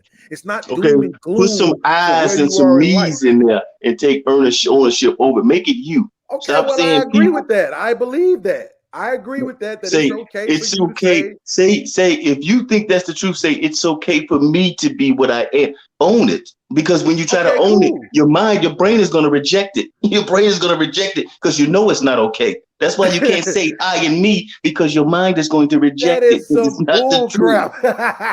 I would definitely say that I believe it is okay for people to acknowledge the things that they People, want to not you. change about themselves. I'm included in people. You just told me Okay. a few seconds ago I All right, was man. included in the Look, collective. next time we dealing with ownership. We're not talking again at the end of next week. We talking about ownership, man. We'll get out of here, but we got to Okay. talk about ownership, owning, eyes, Okay. me, not I said I believe. people, I, I me. said I believe. I believe But it's okay no, for take the me. believe out. Put a no in there. Okay, Put a I no in know. there. Everything is the word game with you. No, Ever since you got if you that gonna speak etymology it, speak it. dictionary. If you gonna speak it, speak it. I believe just means whatever. To believe something is to accept something is true. So if you believe in it, you ain't sincere about it. You just well, whatever. I believe. No, I know. When you know, you solid in it. You standing in it. Do that. Okay, I So about that's what that. we do next time, man. Y'all enjoy the rest of y'all evening, man. I My got some man, I things I got to appreciate tend you, to. Yeah. bro. No One doubt. love, All bro. right. Love. Okay, now this is what I need for you before you go. I need Hmm. Hmm. because you are my favorite non-relative, non-girlfriend on the planet at this point. Because Hmm. Crystal been ducking me, right? She ain't respond. I sent her the link, man. But you know how it is when you ain't friends, though. She probably not even seeing it because I got some Oh yeah. messages from years ago. But Hmm. in that moment, he said, I never been to therapy. I said, I need it. Have you ever been to therapy? You said, yes. You see how he wouldn't take accountability in that moment for saying something that wasn't true? And remember earlier, you said, if a person is going through something, all the therapy in the world ain't going to help them if they keep going through it.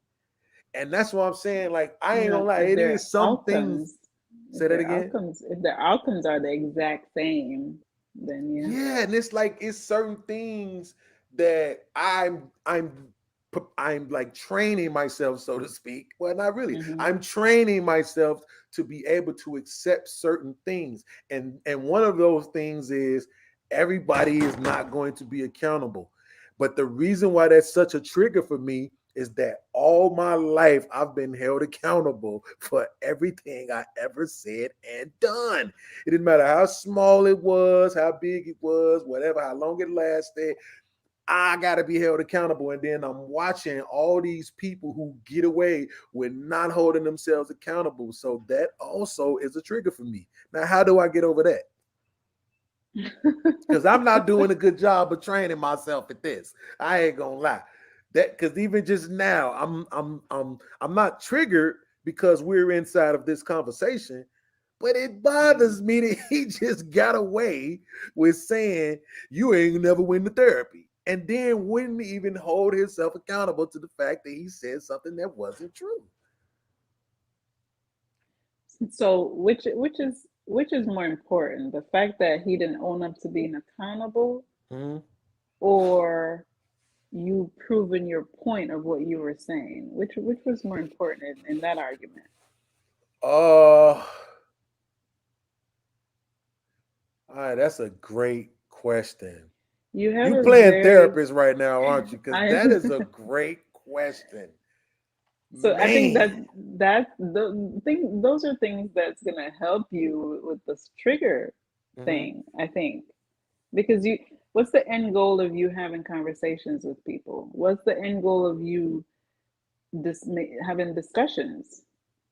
You have a very strong need to be right. You know that? I do. Yeah. But this is the thing, like 90% of everything that you can say about me, I could literally tell you where it came from. Literally. Man, you have a strong need to be right. I know exactly why I'm like that. I know I can tell you exactly why I'm like that. Because that's what happens to people when you spend your whole life when nobody listens to you. Nobody is listening to you. When you're in a household with your mom and nobody is paying attention to you. Nobody is addressing your mental needs, your emotional needs, your psychological needs. Nobody is paying attention to anything you saying. And you saying, man, this is going on and it's bad. And this is going on and it's bad. And everybody is saying, well, look, you got food, shelter, clothing. You should be happy. You a kid, be quiet, stay in a kid's place. Where it don't matter if you ain't do nothing wrong. You got that whooping. That whooping was for something you ain't get a whooping about that you actually did. All of that toxic mess, right? And then when you get older and you become an adult, you're just not gonna let nobody tell you wrong when you know you're right. You're going to This is get the your voice is going to be heard.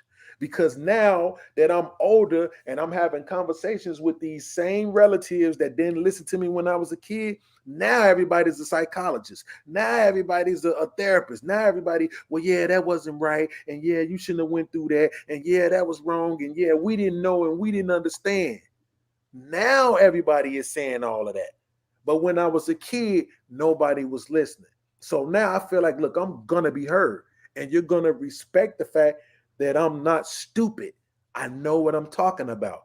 I don't just talk about things when I don't know. I do research so I can have at least an educated opinion, right? So when I'm talking about something, it's because I know, especially myself. So I won't lie to you. I'm going to be completely honest. Yes, I have a need to be right. Because most of the time, 99% of the time, I'm not talking about something I don't know about. I'm not saying I can't be wrong, but I just like in that moment when Keyhole refused to accept that he said something that wasn't true about me, that bothered me. And guess what? I'm gonna be honest because you're my favorite person in the world at this point. That's gonna bother me all the way to next week. I'm probably gonna spend at least a couple of more days out of this week. I'm already gonna do the full transparency podcast Friday. I'm already knowing I'm taking this section out so I can dissect and pull out all the things that I people don't believe me when I tell them. When I'm in conversation, I am paying attention to everything a person says because the old me used to want to use it against you. Now I just want to hold you you accountable for what still you say. do though. You still No, have not to that. use it against you, for you to be accountable for what you said. That's all I want. I just want So people to be like, yeah, I did say that. That's it. Go ahead. so I'm going to ask you a similar question to what I asked you earlier. Mm-hmm. So, your intentions when having conversations and discussions, what is your end goal when you're trying to have discussions? And let me rephrase that. You don't mean on the Are podcast? you, yeah, are you trying to have a debate or are you having a discussion? Shit. Because I don't do debates because there's gonna be that need to be right thing is always gonna come up because you're debating. You're coming from a place of debate, so someone has to win. Someone has to be right. And Right. when I come to conversation and discussions, I'm coming to understand. I'm coming to share my knowledge and I'm coming to learn something and gain insight into who I'm speaking to. But Right. with a debate, it's a battle and it's a I'm right, you're wrong. So my mind is not going to think that way. So when I see it, it becomes this I probably need to step back because that's not how I have conversations, you know? So I guess I need to know so I can adjust accordingly Well, if it's going to be a debate. this is the thing. If we disagree, I Hmm. want to convince you. Oh, so it's a debate. It's only a debate if we disagree. And the thing about it is, most of the time, I don't think that we're actually in disagreement because, as much as Keyhole talks about therapy, and even now, the last couple of episodes you talked about it, I have stated over and over and over again that I don't have a problem with it. I don't have an issue really with therapy. As you can tell, I like to talk. So Hmm. my issue isn't with therapy. You know what I'm saying? But what I do like to do, which I'm not gonna lie, I like to debate. But Okay. it's not like I look for arguments. I'm looking for topics for us to discuss, and then we end up discussing them. And if you notice, I swear I'm gonna spend my time for true, full transparency this Friday. I'm gonna pull it. If you notice on the podcast, most of the more energy exerted debates come from when the topic is me. When we talking about just regular stuff, and just when we was talking about Drake and the hot sauce, you didn't see any of this angst. You didn't see any of this triggering and all of this different stuff. When we talk about whatever we talked about, it was conversation. It was discourse, civil discourse back and forth. It was learn something. It was share information. It was talk about it and, be funny about it and whatever, whatever. But Kehoe has a tendency to say, yeah, but what about you? And I'm going to prove that Friday because I don't want this narrative out here that I'm just up for debate, because that's not the case. If I become the topic of the conversation, it's going to become a debate. Well, Because, yeah, go ahead.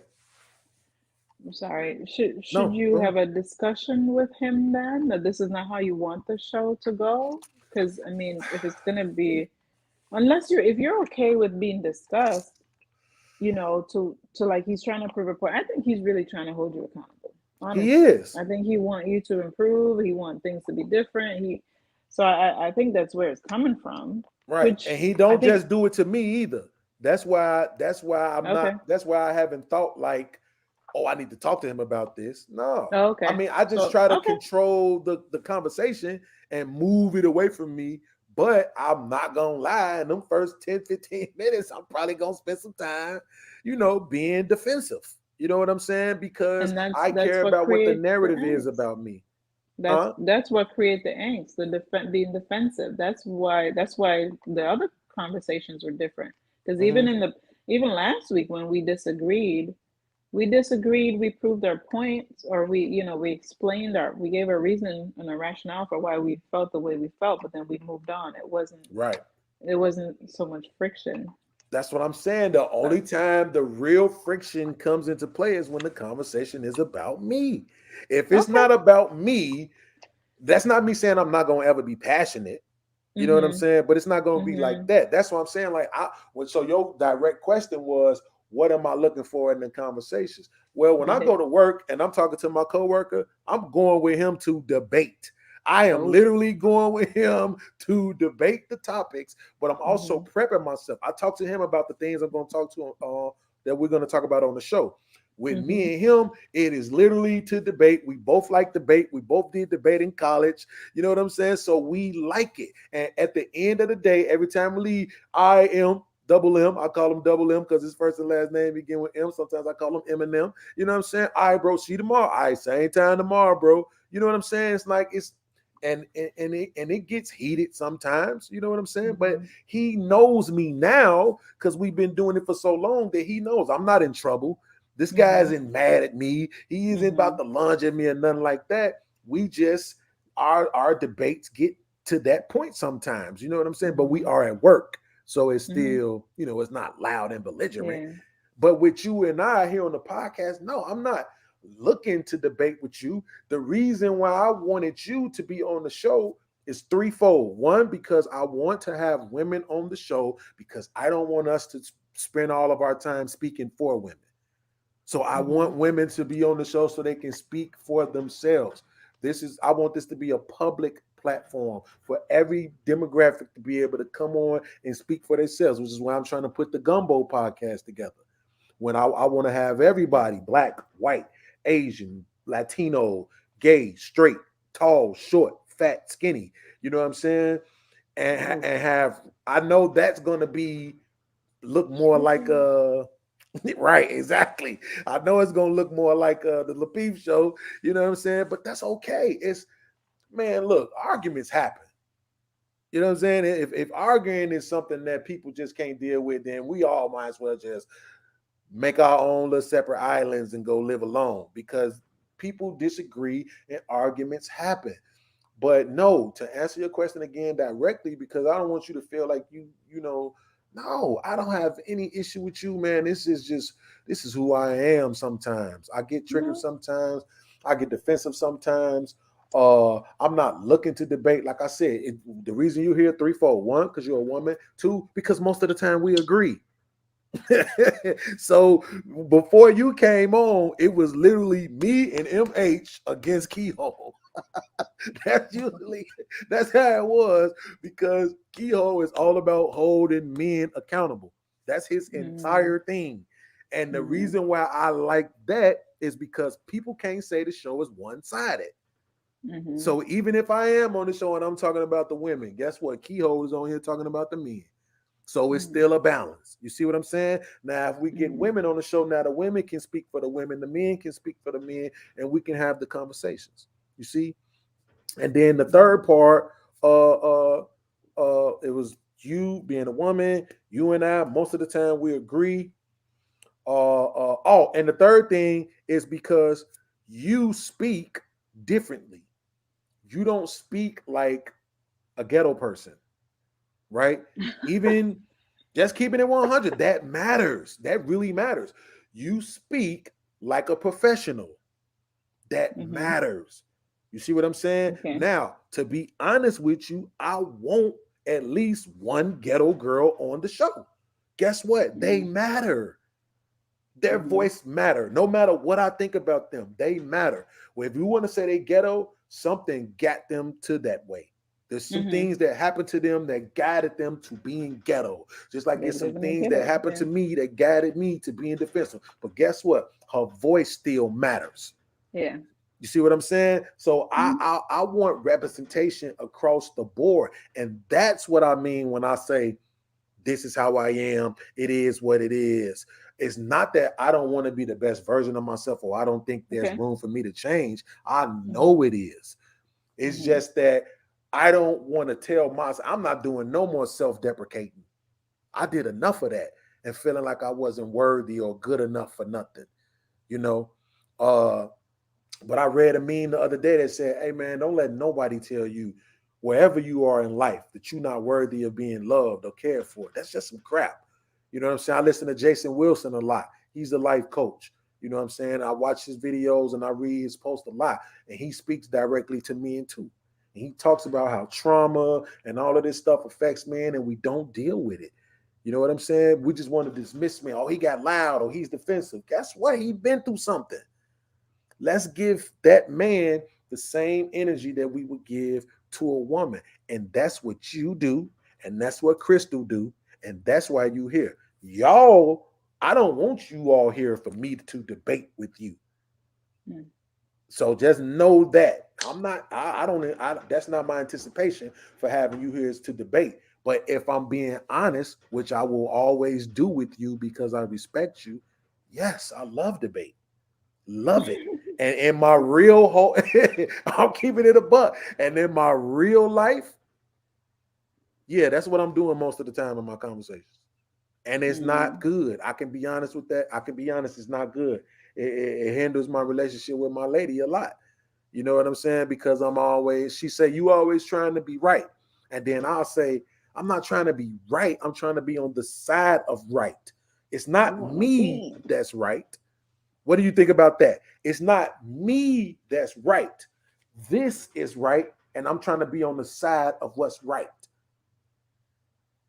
You're saying the same thing. You want to be right. You have a strong need to be right. You want to win.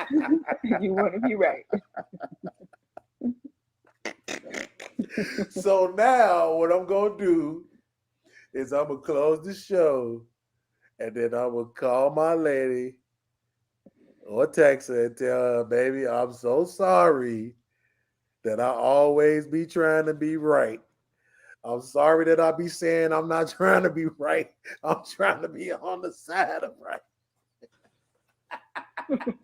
Trying to use nice words to say that you're really saying is I want to be right and I'm right.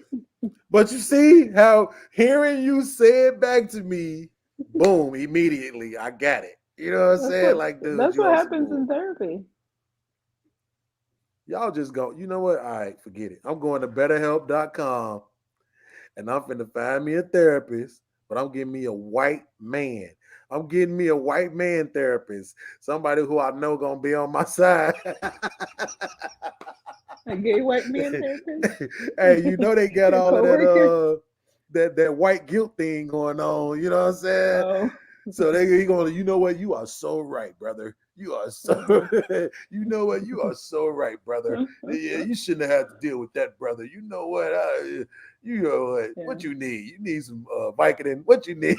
You know, Oh no. I'm gonna give me a whole white man therapist. But no, I'm just saying. Listen, thank you so much Mm-hmm. for coming again this week, man. Like I say, man, I want you here every week. I'm gonna get to Crystal. I don't know how I am gonna get to her, and I'm gonna get to a couple of more people, and then, cause see, this is my end goal. My end goal is to be more like Jr. on the show. Is to not Oh, really okay. have to say too much.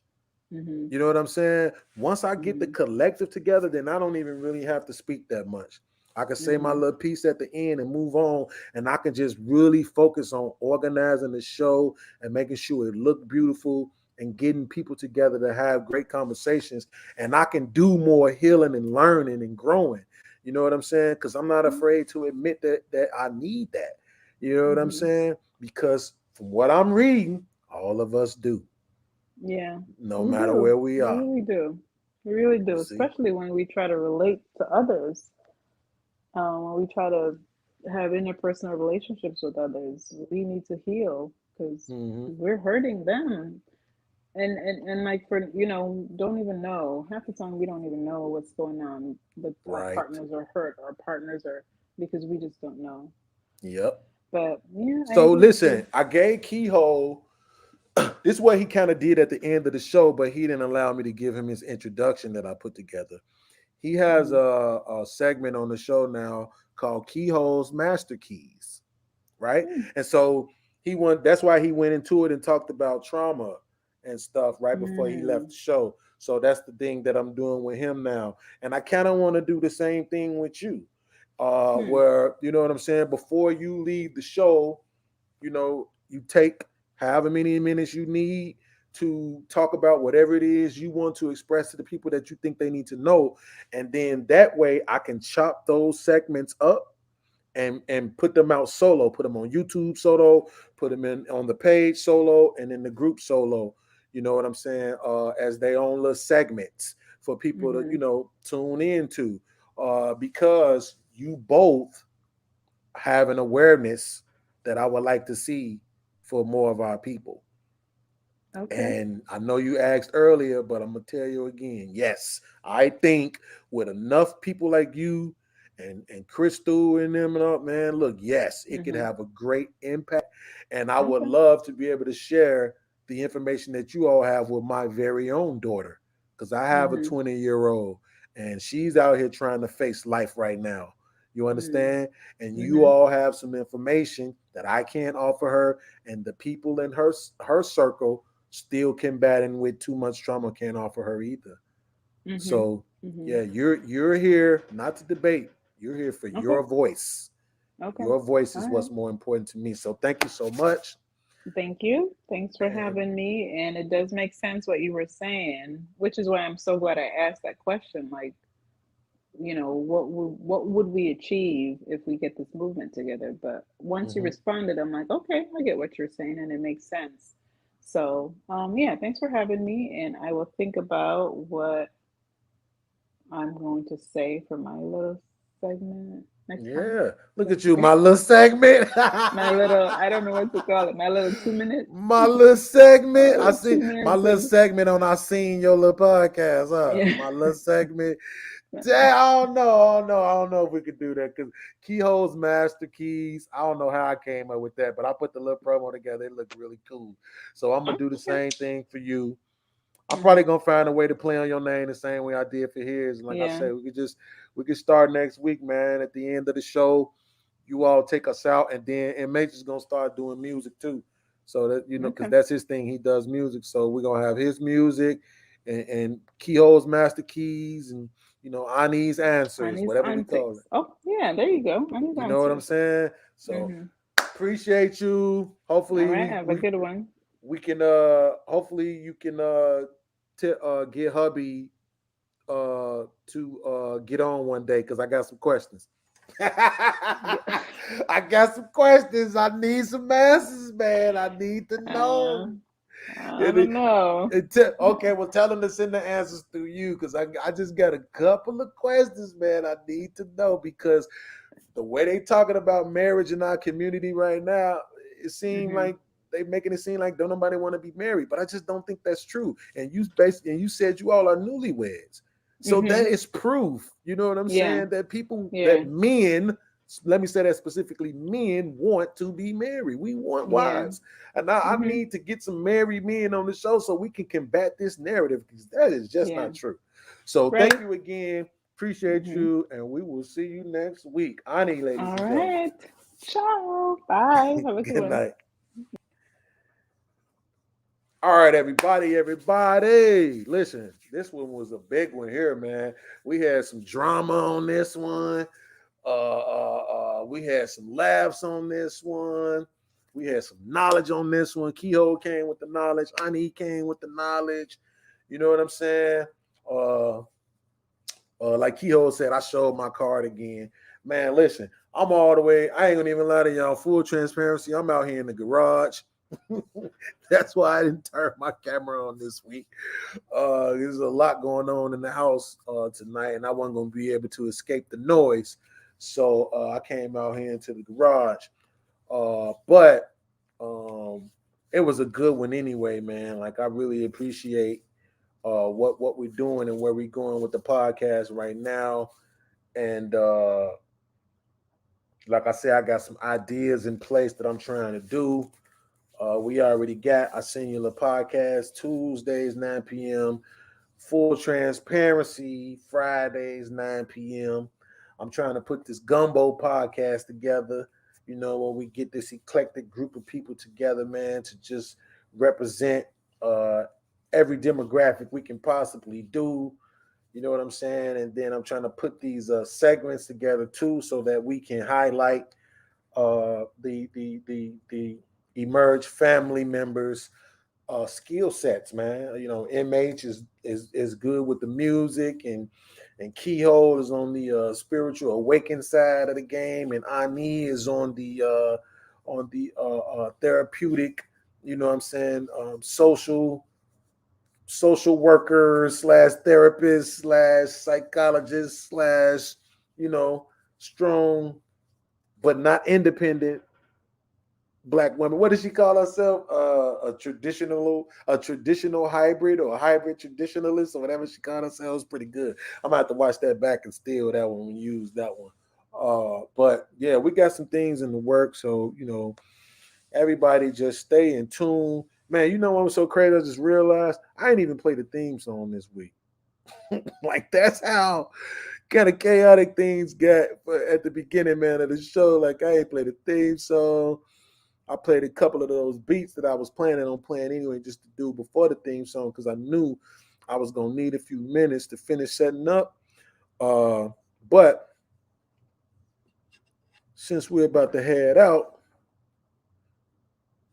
let's get into it, man. It's your boy Merge saying peace.